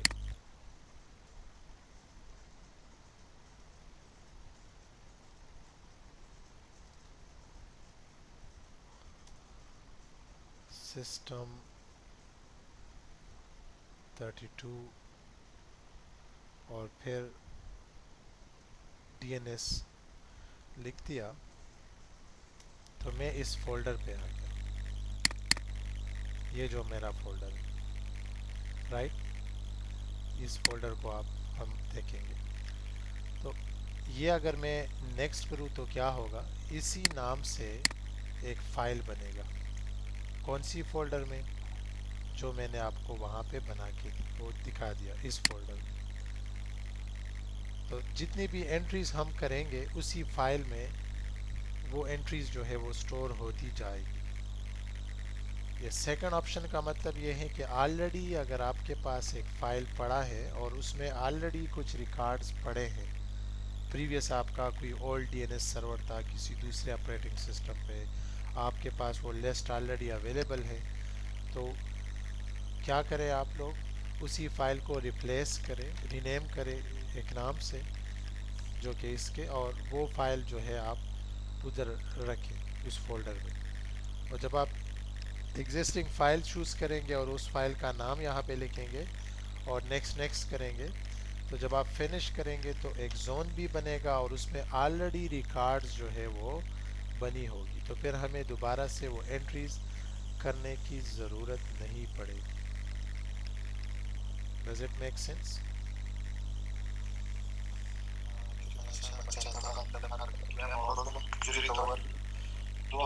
सही है। कौन जा रहा है किफ़ायत शाहबाचा की? अच्छा, मिस्टर वहीद, मिस्टर वहीद, समझ आ रही है आप लोगों को? सर मुझे समझ आ रही है। परफेक्ट हो गया। राहिल आई थिंक जी जी मुझे समझ आ रही है। परफेक्ट हो गया। तो मैंने इसको नेक्स्ट किया क्योंकि ऑलरेडी हमारे पास कोई फाइल वगैरह नहीं है, तो मैंने नेक्स्ट किया।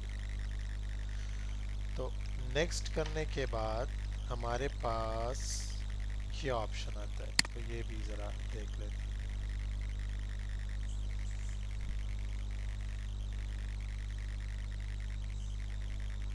अच्छा, सर्वर खफा हो गया, मैं ज़रा चेक कर लूँ। असल में वो एक सर्वर मेरा डाउन है क्योंकि वो शिफ्टिंग हम कर रहे हैं इंस्टीट्यूट की, 3rd फ्लोर से 2nd फ्लोर पे। तो आई होप, हाँ बस सही है, वी आर हेयर फाइनली। तो इसको मैंने नेक्स्ट किया।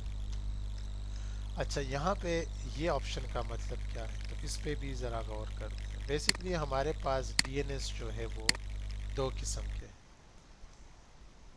डीएनएस जो काम करता है वो एज अ स्टैंड अलोन काम करता है, या फिर इंटीग्रेटेड विद एक्टिव डायरेक्टरी। तो ये भी हम पढ़ेंगे कि इसका मतलब क्या है। तो डीएनएस जो है वो स्टैंड अलोन भी काम करता है और इंटीग्रेटेड विद एक्टिव डायरेक्टरी भी काम करता है, राइट। तो इसके बारे में हम थोड़ा डिस्कशन करते हैं। ये जो अभी हम पढ़ रहे हैं ये basically stand alone DNS server है, और इंटीग्रेटेड विद एक्टिव डायरेक्टरी हम पढ़ेंगे जब हम एक्टिव डायरेक्टरी पढ़ेंगे। तो राइट, तो इंटीग्रेटेड विद एक्टिव डायरेक्टरी में ये होता है कि जो फॉरवर्ड लुकअप जोन होता है वो हम नहीं बनाते, वो एक्टिव डायरेक्टरी अपने डोमेन नेम के नेम का एग्जैक्ट नेम के साथ वो बनाते हैं कि अगर हमने abc.com लिखा डोमेन का नाम, तो उसी नाम से एक्टिव डायरेक्टरी अपने लिए फॉरवर्ड लुकअप जोन बनाएगा।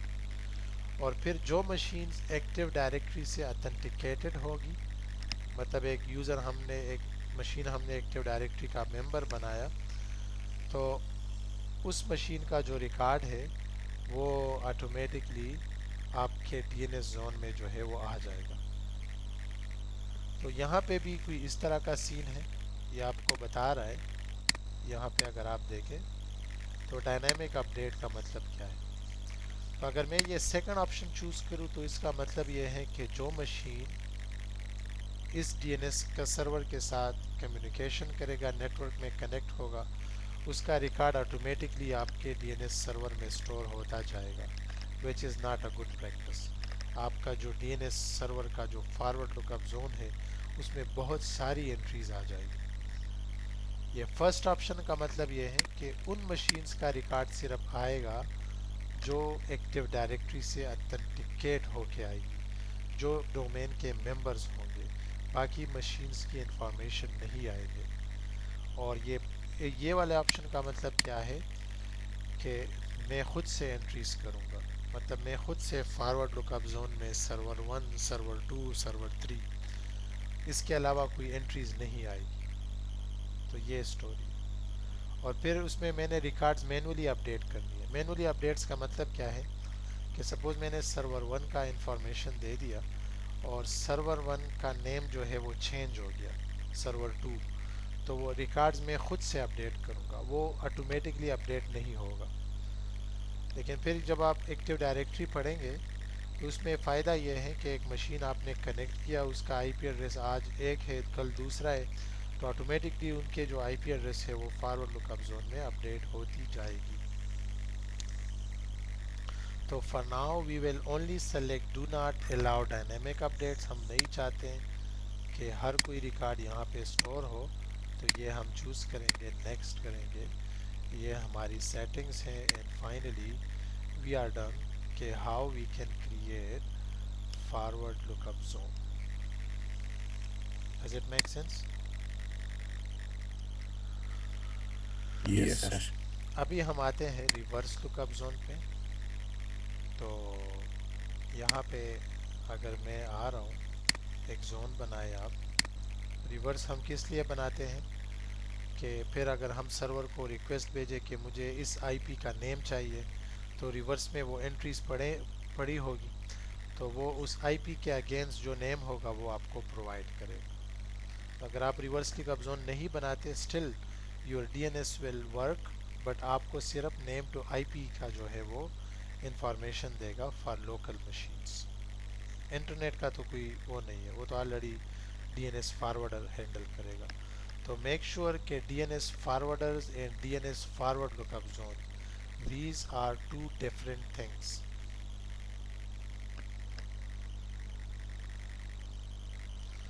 अच्छा, तो मैं कह रहा हूँ कि चले मैं रिवर्स लुकअप जोन भी मुझे लेट सपोज ज़रूरत है, तो मैंने नेक्स्ट किया, वही वो स्टोरी है, तो मैंने प्राइमरी जोन सेलेक्ट किया।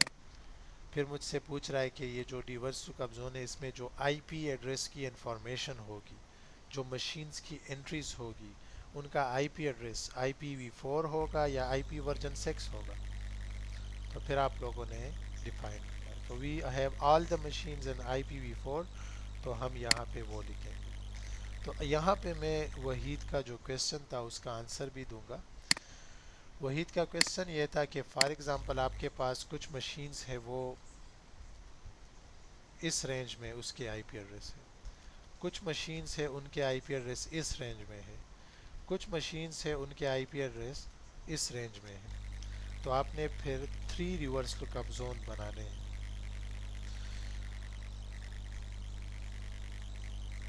राइट?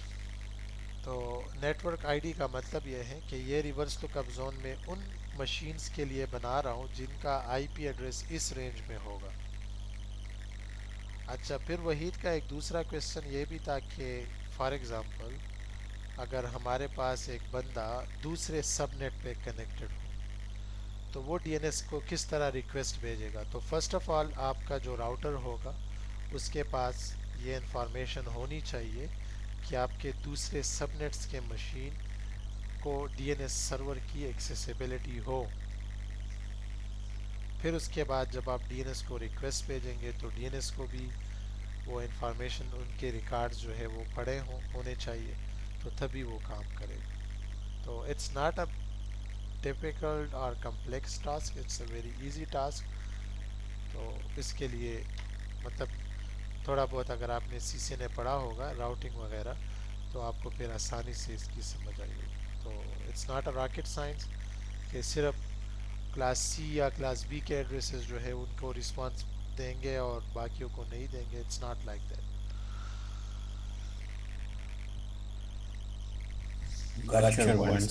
परफेक्ट हो गया। तो अभी हमने यहाँ पे ये इंफॉर्मेशन देनी है कि हमारे जितने भी मशीन्स हैं वो 172.20.0, तो इस डीएनएस सर्वर में, सॉरी इस रिवर्स लुकअप जोन में जो एंट्रीज होंगे उन सब का आईपी एड्रेस रेंज ये होगा।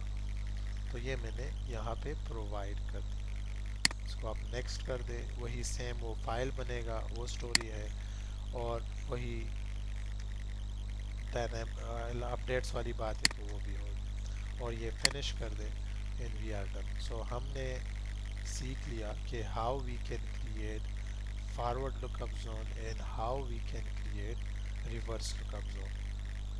अभी हम आते हैं किसकी तरफ, होस्ट रिकॉर्ड और पॉइंटर रिकॉर्ड की तरफ। तो बेसिकली जो एंट्री हम करते हैं फॉरवर्ड लुकअप जोन में उसको हम ए रिकॉर्ड या फिर होस्ट रिकॉर्ड कहते हैं, और जो एंट्री हम रिवर्स लुकअप जोन में करते हैं तो उसको हम पी टी आर रिकॉर्ड और पॉइंटर रिकॉर्ड कहते हैं। तो ये स्टोरी है हमारी, पी टी आर रिकॉर्ड या पॉइंटर रिकॉर्ड या ए रिकॉर्ड। तो ये आपने जहन में रखना। तो रिकॉर्ड्स का मतलब क्या है? रिकॉर्ड्स का मतलब ये है कि आपके पास अगर सर्वर 1 है और उसका आईपी एड्रेस ये है, तो ये एक रिकॉर्ड है। सर्वर 2 है और उसकी आईपी एड्रेस 213 है। सॉरी, मैं इसका 3 लिखता हूँ और इसका 4 लिखता हूँ क्योंकि 212 ऑलरेडी मेरा एसाइन है। तो ये, तो अभी मैं आपको दिखाता हूँ कि किस तरह आपने फॉरवर्ड लुकअप जोन में रिकॉर्ड्स जो है वो एंटर करने हैं। So now let's see. तो फॉरवर्ड लुकअप जोन पे मैंने राइट क्लिक किया, यहाँ पे मैंने इसका भी मैं बता देता हूँ फिर कि एसओए और नेम सर्वर का कॉन्सेप्ट क्या है। We are not discussing it right now. तो जब हम सेकेंडरी जोन पढ़ेंगे तो उस पर हम फिर बात करेंगे। तो डीएनएस हम टॉपिक एक्टिव डायरेक्टरी के साथ भी इसका पढ़ेंगे, फिर वेब सर्वर टॉपिक के साथ भी हम डीएनएस पढ़ेंगे। तो डीएनएस से आपका छुटकारा नहीं है। तो we will study, we will keep coming to this topic again and again, ताकि फिर आपको जो है वो इसका कॉन्सेप्ट जो है वो क्लियर हो जाए। क्योंकि इंटरव्यू में भी सबसे ज़्यादा फोकस वो डीएनएस और एक्टिव डायरेक्टरी पे ही करते हैं। फिर इवन अगर आप बहुत सारी चीज़ें जो है वो डीएनएस को डिपेंडेंट है, तो ये आपको ज़रा क्लियर होना चाहिए। तो यहाँ पे मैं एक एंट्री करता हूँ सर्वर 02 और यहाँ पे उसका आईपी एड्रेस मैंने लिख दिया। तो ये मैं एक रिकॉर्ड अपडेट कर रहा हूँ। तो यहाँ पे ये ऑप्शन है क्रिएट एसोसिएटेड पॉइंटर रिकॉर्ड। तो इसका मतलब ये है कि अगर हमारे पास इस रेंज में कोई रिवर्स लुकअप जोन होगा तो ऑटोमेटिकली इस ये जो रिकॉर्ड में यहाँ फॉरवर्ड लुकअप जोन में दे रहा हूँ, इसकी एक कॉपी जो है वो आपको रिवर्स लुकअप जोन में भी इसी तरह मिलेगी। तो एक ही क्लिक पे आपने पॉइंट होस्ट रिकॉर्ड और पॉइंटर रिकॉर्ड अपडेट किया। दोबारा से देखें, सर्वर 02 214, इसको मैंने अनचेक किया, ऐड होस्ट और okay, and now you can see हमारे पास रिवर्स लुकअप जोन में वो एंट्री नहीं है। तो अगर यहाँ पे भी आपने रिकॉर्ड को सेव करना है तो न्यू पॉइंटर रिकॉर्ड, यहाँ पे उस मशीन का आईपी एड्रेस सर्वर 02 डॉट बेज 25 डॉट लोकल पूरी इंफॉर्मेशन दे दें और इसको ओके कर दें। दोबारा देखें, न्यू होस्ट रिकॉर्ड बेज 25 जो कि इस मशीन का नाम है, और इस मशीन का आईपी एड्रेस क्या है 212, ये मैंने यहाँ पे स्टोर किया। तो अभी देखें क्लाइंट साइड पे अगर आपको मैं दिखा देता हूँ कि क्या सीन होगा।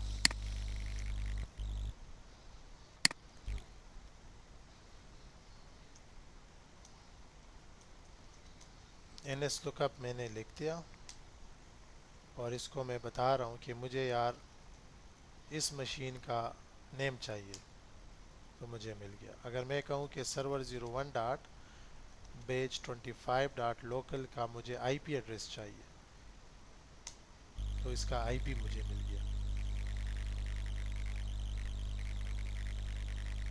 अच्छा, कैन नॉट फाइंड, क्या सीन है? दो एंट्रीज मैंने की है।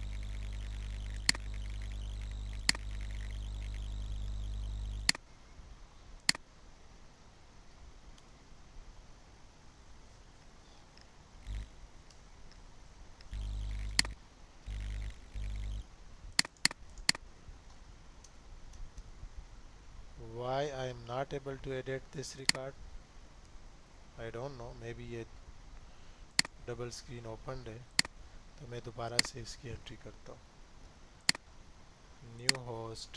सर नेम का कॉन्फ्लिक्ट तो नहीं आ गया? आपने दोनों का नेम सर्वर 2 रख दिया. हाँ ना यही मसला था. So that was the issue. ये देखें, अभी मुझे रिस्पांस मिलेगा. तो ये एक स्टोरी है. तो हमने क्या पढ़ा? हमने ये पढ़ा कि how DNS is install, root hints. तो यहाँ पे हम क्या पढ़ रहे थे कि हमने कौन कौन से टॉपिक कवर किए. हमने ये कवर किया, हमने ये कवर किया, ये भी हो गया, ये भी हो गया, ये टॉपिक भी हो गया, और ये भी हो गया, और ये भी हो गया. अभी हम आते हैं कि एलियस रिकॉर्ड और MX रिकॉर्ड का कॉन्सेप्ट क्या है. तो बेसिकली सपोज़ आपका जो सर्वर 2 है या सर्वर 1 है फॉर एग्ज़ाम्पल, ये एक वेब सर्वर भी है. तो जब क्लाइंट ब्राउज़र में इस वेब सर्वर का IP का नेम देगा तो वो सर्वर 01.page25.local लिखेगा, which is a difficult task. Even ये नेम है, फिर भी ये नेम मुश्किल है. तो हम क्या कर सकते हैं, इसी नेम के लिए, इसी रिकॉर्ड के लिए हम एक एलियस रखते हैं. एक जिस तरह फेसबुक में आपने देखा होगा कुछ लोगों ने अपने नाम तब्दील किए होते हैं. अपने नाम के साथ किसी ने प्रिंस लिखा होता है, किसी ने क्या लिखा होता है, मुख्तलिफ वो करते हैं. तो ये एक स्टोरी है इसकी. तो यहाँ पे हम क्या करेंगे, इस सर्वर 1 के लिए हम एक एलियस बनाते हैं. तो किस तरह हम बनाएंगे, राइट क्लिक हम करेंगे, न्यू एलियस रिकॉर्ड, और इसको एलियस नेम में लिखता हूँ www.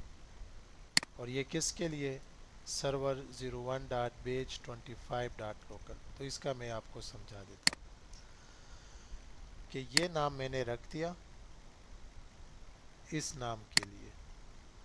तो मतलब ओरिजिनल नाम ये है, लेकिन हमारे क्लाइंट्स जो है इस मशीन के साथ इस नाम के साथ भी कम्युनिकेशन कर सकेंगे. जिस तरह फेसबुक को आप देख लें तो हम www.facebook.com. तो ये www जो है वो एक एलियस नेम है उस फेसबुक सर्वर का जो होस्ट नेम है, सर्वर नेम को तब्दील करने के लिए. तो अगर मैं यहाँ पे nslookup लिखूँ और मैं www.page25.local लिखूँ, तो ये मुझे कहेगा कि ये ओरिजिनल नाम है, लेकिन आप इससे भी कम्युनिकेशन कर सकते हैं. जिस तरह facebook.com. तो फेसबुक का ओरिजिनल नाम ये है, लेकिन हम इससे भी कम्युनिकेशन कर सकते हैं. तो एलियस रिकॉर्ड आप किस लिए बनाते हैं, स्पेशली वेब सर्वर्स के लिए. Does it make sense? समझ आ रही है इसकी?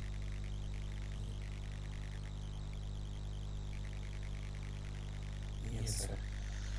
अच्छा, MX रिकॉर्ड का कॉन्सेप्ट क्या है. तो ये जब आप एक्सचेंज सर्वर पढ़ेंगे तो उनके लिए फिर हम ये रिकॉर्ड्स वगैरह बनाते हैं. तो ये सिर्फ जहन में रख लें कि अगर आप कल एक्सचेंज सर्वर पे काम कर रहे हैं और आपको क्लाइंट्स के को एक्सेस देनी हो अपने एक्सचेंज सर्वर्स की या कम्युनिकेशन आसान करने के लिए, तो आप फिर यहाँ पे MX रिकॉर्ड जो है वो अपडेट कर सकते हैं. तो ये एक स्टोरी थी. तो अभी हम आते हैं DNS पॉलिसीज़ की तरफ. तो सर एक छोटी सी चीज पूछनी थी. ये जब हम एलियस बनाएंगे तो एलियस के आगे उधर रिवर्स लुकअप जोन या गारंटी डालेंगे या नहीं डालेंगे? नहीं, ज़रूरत नहीं है, वो फॉरवर्ड लुकअप जोन से इसका ताल्लुक है. IP तो सेम होगा, लेकिन सिर्फ आप नाम जो है वो अपनी मर्ज़ी का दे रहे हैं. ठीक है. अच्छा, तो आई होप कि आप लोगों को थोड़ी बहुत समझ आई होगी इस टॉपिक का. कि क्या सीन है इसका।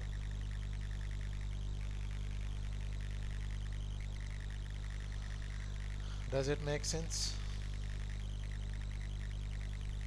सर एक छोटी सी चीज़ मुझे पूछनी थी, आप ऑर्गेनाइजेशन लेवल में फॉरवर्ड लुकअप जोन डिपार्टमेंट की बेस पे बनाते हैं या वैसे ही एक जेनेरिक सी फाइल, एक सिंपल फाइल बना के मेन फाइल बना के उसमें सारी एंट्रीज डाल देते हैं?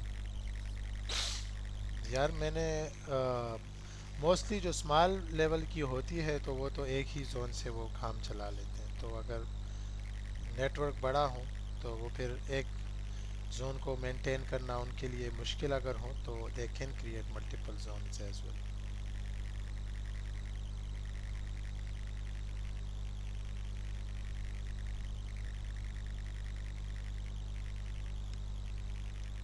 समझ फिर भी नहीं आई? क्या आ गई? नहीं नहीं, आ गई है सर। मैंने कहा शायद आप नेक्स्ट टॉपिक की बात कर रहे हैं, अच्छा, फिर तो लगा नहीं। अभी आते हैं, टॉपिक है हमारा डीएनएस पॉलिसीज़ पे हम थोड़ी सी बात करते हैं। तो it's a very simple topic I would say. इसमें सिर्फ आप लोगों ने मेरे ख्याल में 20 या 30 पेजेस जो है वो आपने सिर्फ स्टडी करने हैं बस। कि मेरा काम है इंस्ट्रक्शन देना। I am instructor, I am not a teacher. तो इंस्ट्रक्टर का काम है लोगों को इंस्ट्रक्शन देना, और फिर लोगों के काम है क्या, खुद से उसको रीड करना, स्टडी करना, उस पर काम करना। तो ये एक वो डिपेंड करता है, पढ़ाने वाली चीज़ इतना नहीं है। सिर्फ आप समझें कि इसका कॉन्सेप्ट क्या है, और छोटी सी एक लैब भी हम करते हैं इसका। लेकिन वो लैब्स जो है वो डिपेंड करते हैं आपके ऑर्गेनाइजेशन के एनवायरनमेंट पे।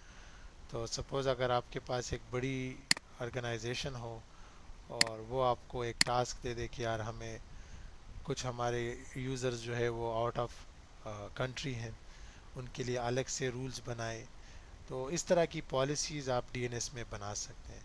सपोज़ आपके नेटवर्क में एक गेस्ट नेटवर्क हो जिसमें आपके वाईफाई के यूज़र्स जो है वो कनेक्टेड हो, तो उनसे आप उनको आप रिस्ट्रिक्ट करना चाहते हैं कि वो लोकली आपके रिसोर्सेज यूज़ ना करें, वो सिर्फ इंटरनेट पे जाएं, तो वो आप वो जो है वो स्टॉप कर सकते हैं। Does it make sense?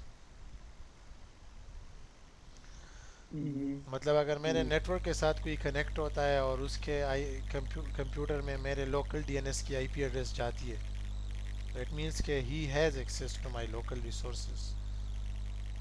My name वो कर सकता है, वो आ सकता है। तो ये आप जो है वो रिस्ट्रिक्ट कर सकते हैं। तो आप यहाँ पे एक टॉपिक लिखेंगे गूगल क्रोम में डीएनएस पॉलिसीज़ के नाम से। ये भी थोड़ा पता नहीं, सिस्टम थोड़ा स्लो है, तो ये मैं लिखता हूँ। सर ये वही वाला चक्कर तो नहीं है जैसे कि हम अपने कंपनी में ऐसा करते हैं कि हमारे गेस्ट यूजर्स के लिए हमने वाईफाई एक अलग बनाया होता है और एग्जैक्टली, इंटरनेट यूजर्स के लिए एक अलग चीज बनाई होती है? एग्जैक्टली। तो फिर आप तो यहाँ पे डबल डीएनएस सर्वर नहीं बना सकते नेटवर्क में, तो आप डीएनएस पॉलिसीज से काम चला लेते हैं। ठीक हो गया।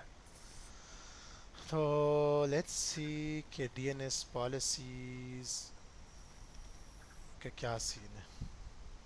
ਅੱਜ ਦੀਵਾਰ ਲੋਕਾਂ ਨੇ ਰਿਸ਼ਤੇ ਪੋਸਟ ਕੀਤੇ ਨੇ ਤੇ ਏਡੇ ਵਧੀਆ ਵਧੀਆ ਨਹੀਂ ਪਰ ਖਾਸ अच्छा, ਜਿਹੜਾ ਹਾਂਜੀ ਵਜ੍ਹਾ ਤੋਂ ਮੈਂ ਸਾਰੀ तो ਉਹਨੇ ਕੋਈ ਖਾਸ ਦਾ ਕੋਈ ਨਹੀਂ अच्छा, ਪਤਾ ਨਹੀਂ पता नहीं ये क्या सीन है इसका। तो यहाँ पे आते हैं डीएनएस पॉलिसीज ओवरव्यू। यहाँ पे मैं आपको एक पॉलिसी दिखाता हूँ। जब आप नीचे आएंगे, ये सब आपने पढ़नी है, एक एक चीज़ जो है आपने पढ़नी है कि इसका मतलब क्या है। ये जब आप पीडीएफ डाउनलोड करेंगे तो आपको आइडिया हो जाएगा। तो मैं आपको यहाँ पे ये वाला समझा देता हूँ। ये एक सबनेट है, सॉरी, एक सबनेट है। मैं इसको ब्लॉक करके आपको दिखाता हूँ। थोड़ा सा मैं नीचे आ जाऊँ, किधर आ जाऊँ, ये असल में I think I should make it full screen, sorry.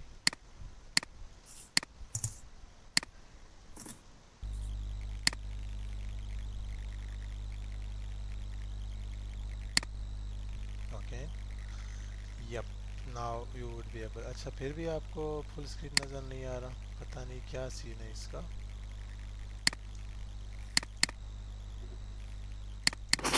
चले, वफा नहीं कर रहा।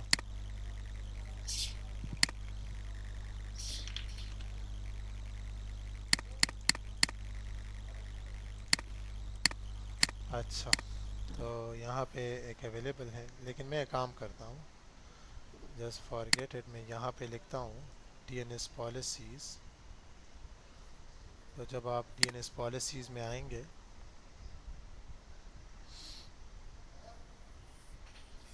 तो ये जब आप ख़ुद पढ़ेंगे ये आर्टिकल तो आपको समझ आएगी कि क्या सीन है इसका। बहुत इजी है, इतना मुश्किल नहीं है, but all you have to study.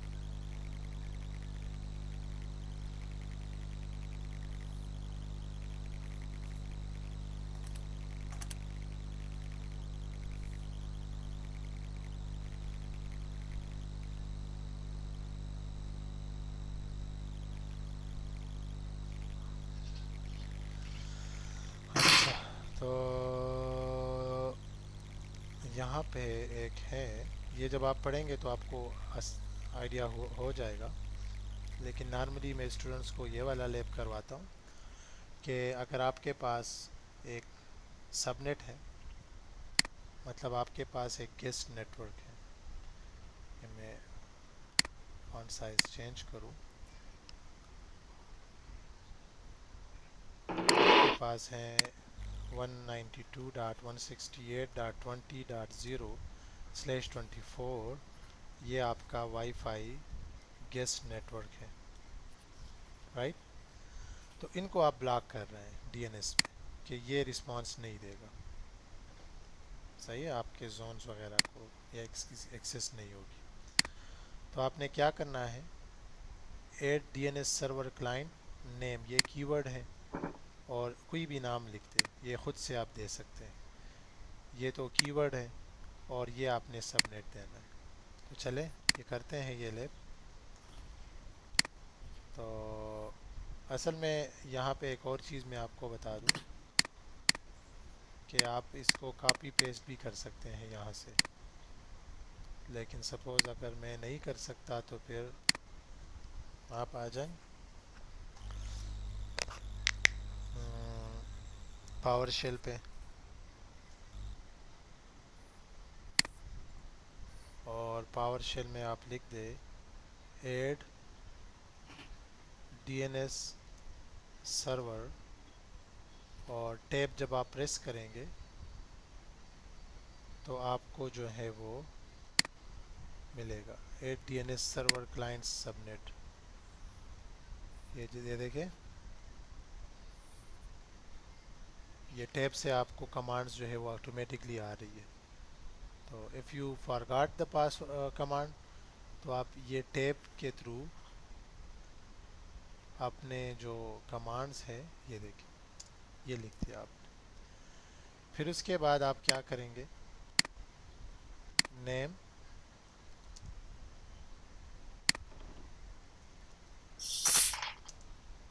और जो नेम है क्या होगा, कोई भी नाम लिखते,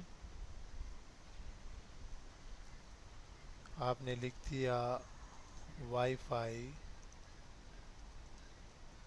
गेस्ट -IPv4 सबनेट, और वो सबनेट आप लिखते। तो क्या हुआ, आपने एक सबनेट ऐड किया, एक लिस्ट बनाई आपने, फिर उस पर आप दोबारा से एक रूल बनाना चाह रहे हैं, राइट। तो वो रूल आप किस तरह बनाएंगे? Add DNS server query resolution policy, एक पॉलिसी आप बनाएंगे।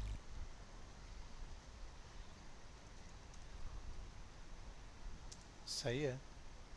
और उस पॉलिसी का नाम, पॉलिसी के नाम के बाद एक वो पॉलिसी है ब्लैक होल पॉलिसी। सही है, ये पॉलिसी का नाम है।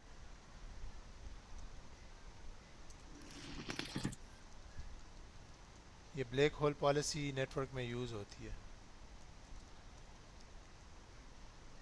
सही है, इसकी आप स्टडी फिर कर लें कि क्या सीन है इसका। इस पे आप एक एक्शन लगाए।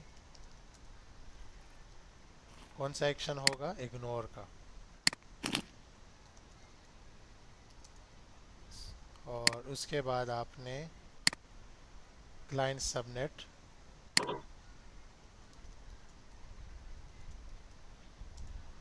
और उसके बाद इज़ इक्वल टू वो जो आपने लिस्ट बनाई है, एग्जैक्टली वही नेम आपने लिखना है जो आपने नाम दिया होगा। और जब आप इसको एंटर करेंगे तो ये अप्लाई होगा। तो ये आप कर सकते हैं, इसी तरह की कोई पॉलिसीज़ आप लगा सकते हैं। तो ये देखिए, you can block queries coming from a specific subnet, the script below creates the. तो ये आप कॉपी जब करेंगे तो इसको आप पावरशेल में पेस्ट करेंगे तो इट विल वर्क। तो आई होप कि आपको थोड़ा बहुत पॉलिसीज़ का भी आइडिया हुआ होगा। बेसिकली ये वाली पॉलिसी जो है वो फॉरवर्ड लुकअप जो नहीं बनाएगी। एग्जैक्टली, बिल्कुल। ठीक है, समझ आ गई आपको? जी बिल्कुल। सर इसके अलावा अगर आप कुछ पॉलिसीज के वैसे नाम बताना चाहें, हम अपनी प्रैक्टिस के लिए कर लें वो मैंने जैसे आपको बताया कि लोकेशन वाइज आप लगा सकते हैं। तो ये जियो लोकेशन ट्रैफिक, इस पे जब आप क्लिक करेंगे तो ये कुछ पॉलिसीज़ हैं, लोकेशन वाइज आप लगा सकते हैं कि आपका कोई एक सर्वर यूरोप में पड़ा है, दूसरा अमेरिका में पड़ा है, या आपका डीएनएस सर्वर है, तो उस पर आप जो है वो कुछ वो लगा सकते हैं। तो ये एक सीन है इसका, तो ये आप पढ़ लें। बाकी ओवरऑल आपको ये वाला जो डॉक्यूमेंट है, यहाँ से जब आप स्टार्ट करेंगे तो ये बिल्कुल यहाँ पे सब नोट्स पड़े हैं। तो जब आप ये पढ़ेंगे तो मेरे ख्याल में आपको किसी इंस्ट्रक्शन की, ट्रेनिंग की पे ज़रूरत ही नहीं पड़ेगी। लेकिन मैंने तो आपको टॉपिक जो है वो समराइज फॉर्म में पेश किया कि ये मेन चीज़ें हैं जो आपको ऑर्गेनाइजेशन में इसकी ज़रूरत पड़ सकती है, तो आपको ये आइडिया होना चाहिए। बाकी इन डेप्थ अगर आपने स्टडी करनी है तो here are your notes available on the Microsoft site, और पढ़ें उसमें। तो इसमें ये, तो मेरे ख्याल में आपको ये आइडिया हुआ होगा कि क्या सीन है। Does it make sense? Sir DNS policy जो है वो हम जीयूआई के इंटरफेस में लगा सकते हैं। ये हमें इसके लिए पावर शेल की यूज करना पड़ेगी, ऐसे ही। एग्जैक्टली, बिल्कुल। इसके कमांड्स अवेलेबल, और कमांड्स भी अवेलेबल है, आपको सिर्फ उसमें अपनी मर्ज़ी के वो जो आईपी एड्रेस और नेम्स वगैरह चेंज करने। बाकी आपने वो कमांड्स खुद से तो आप नहीं बना सकते, वो कॉपी पेस्ट ही करने हैं। चले, तो ये था सर नेक्स्ट लेक्चर का बता दें कि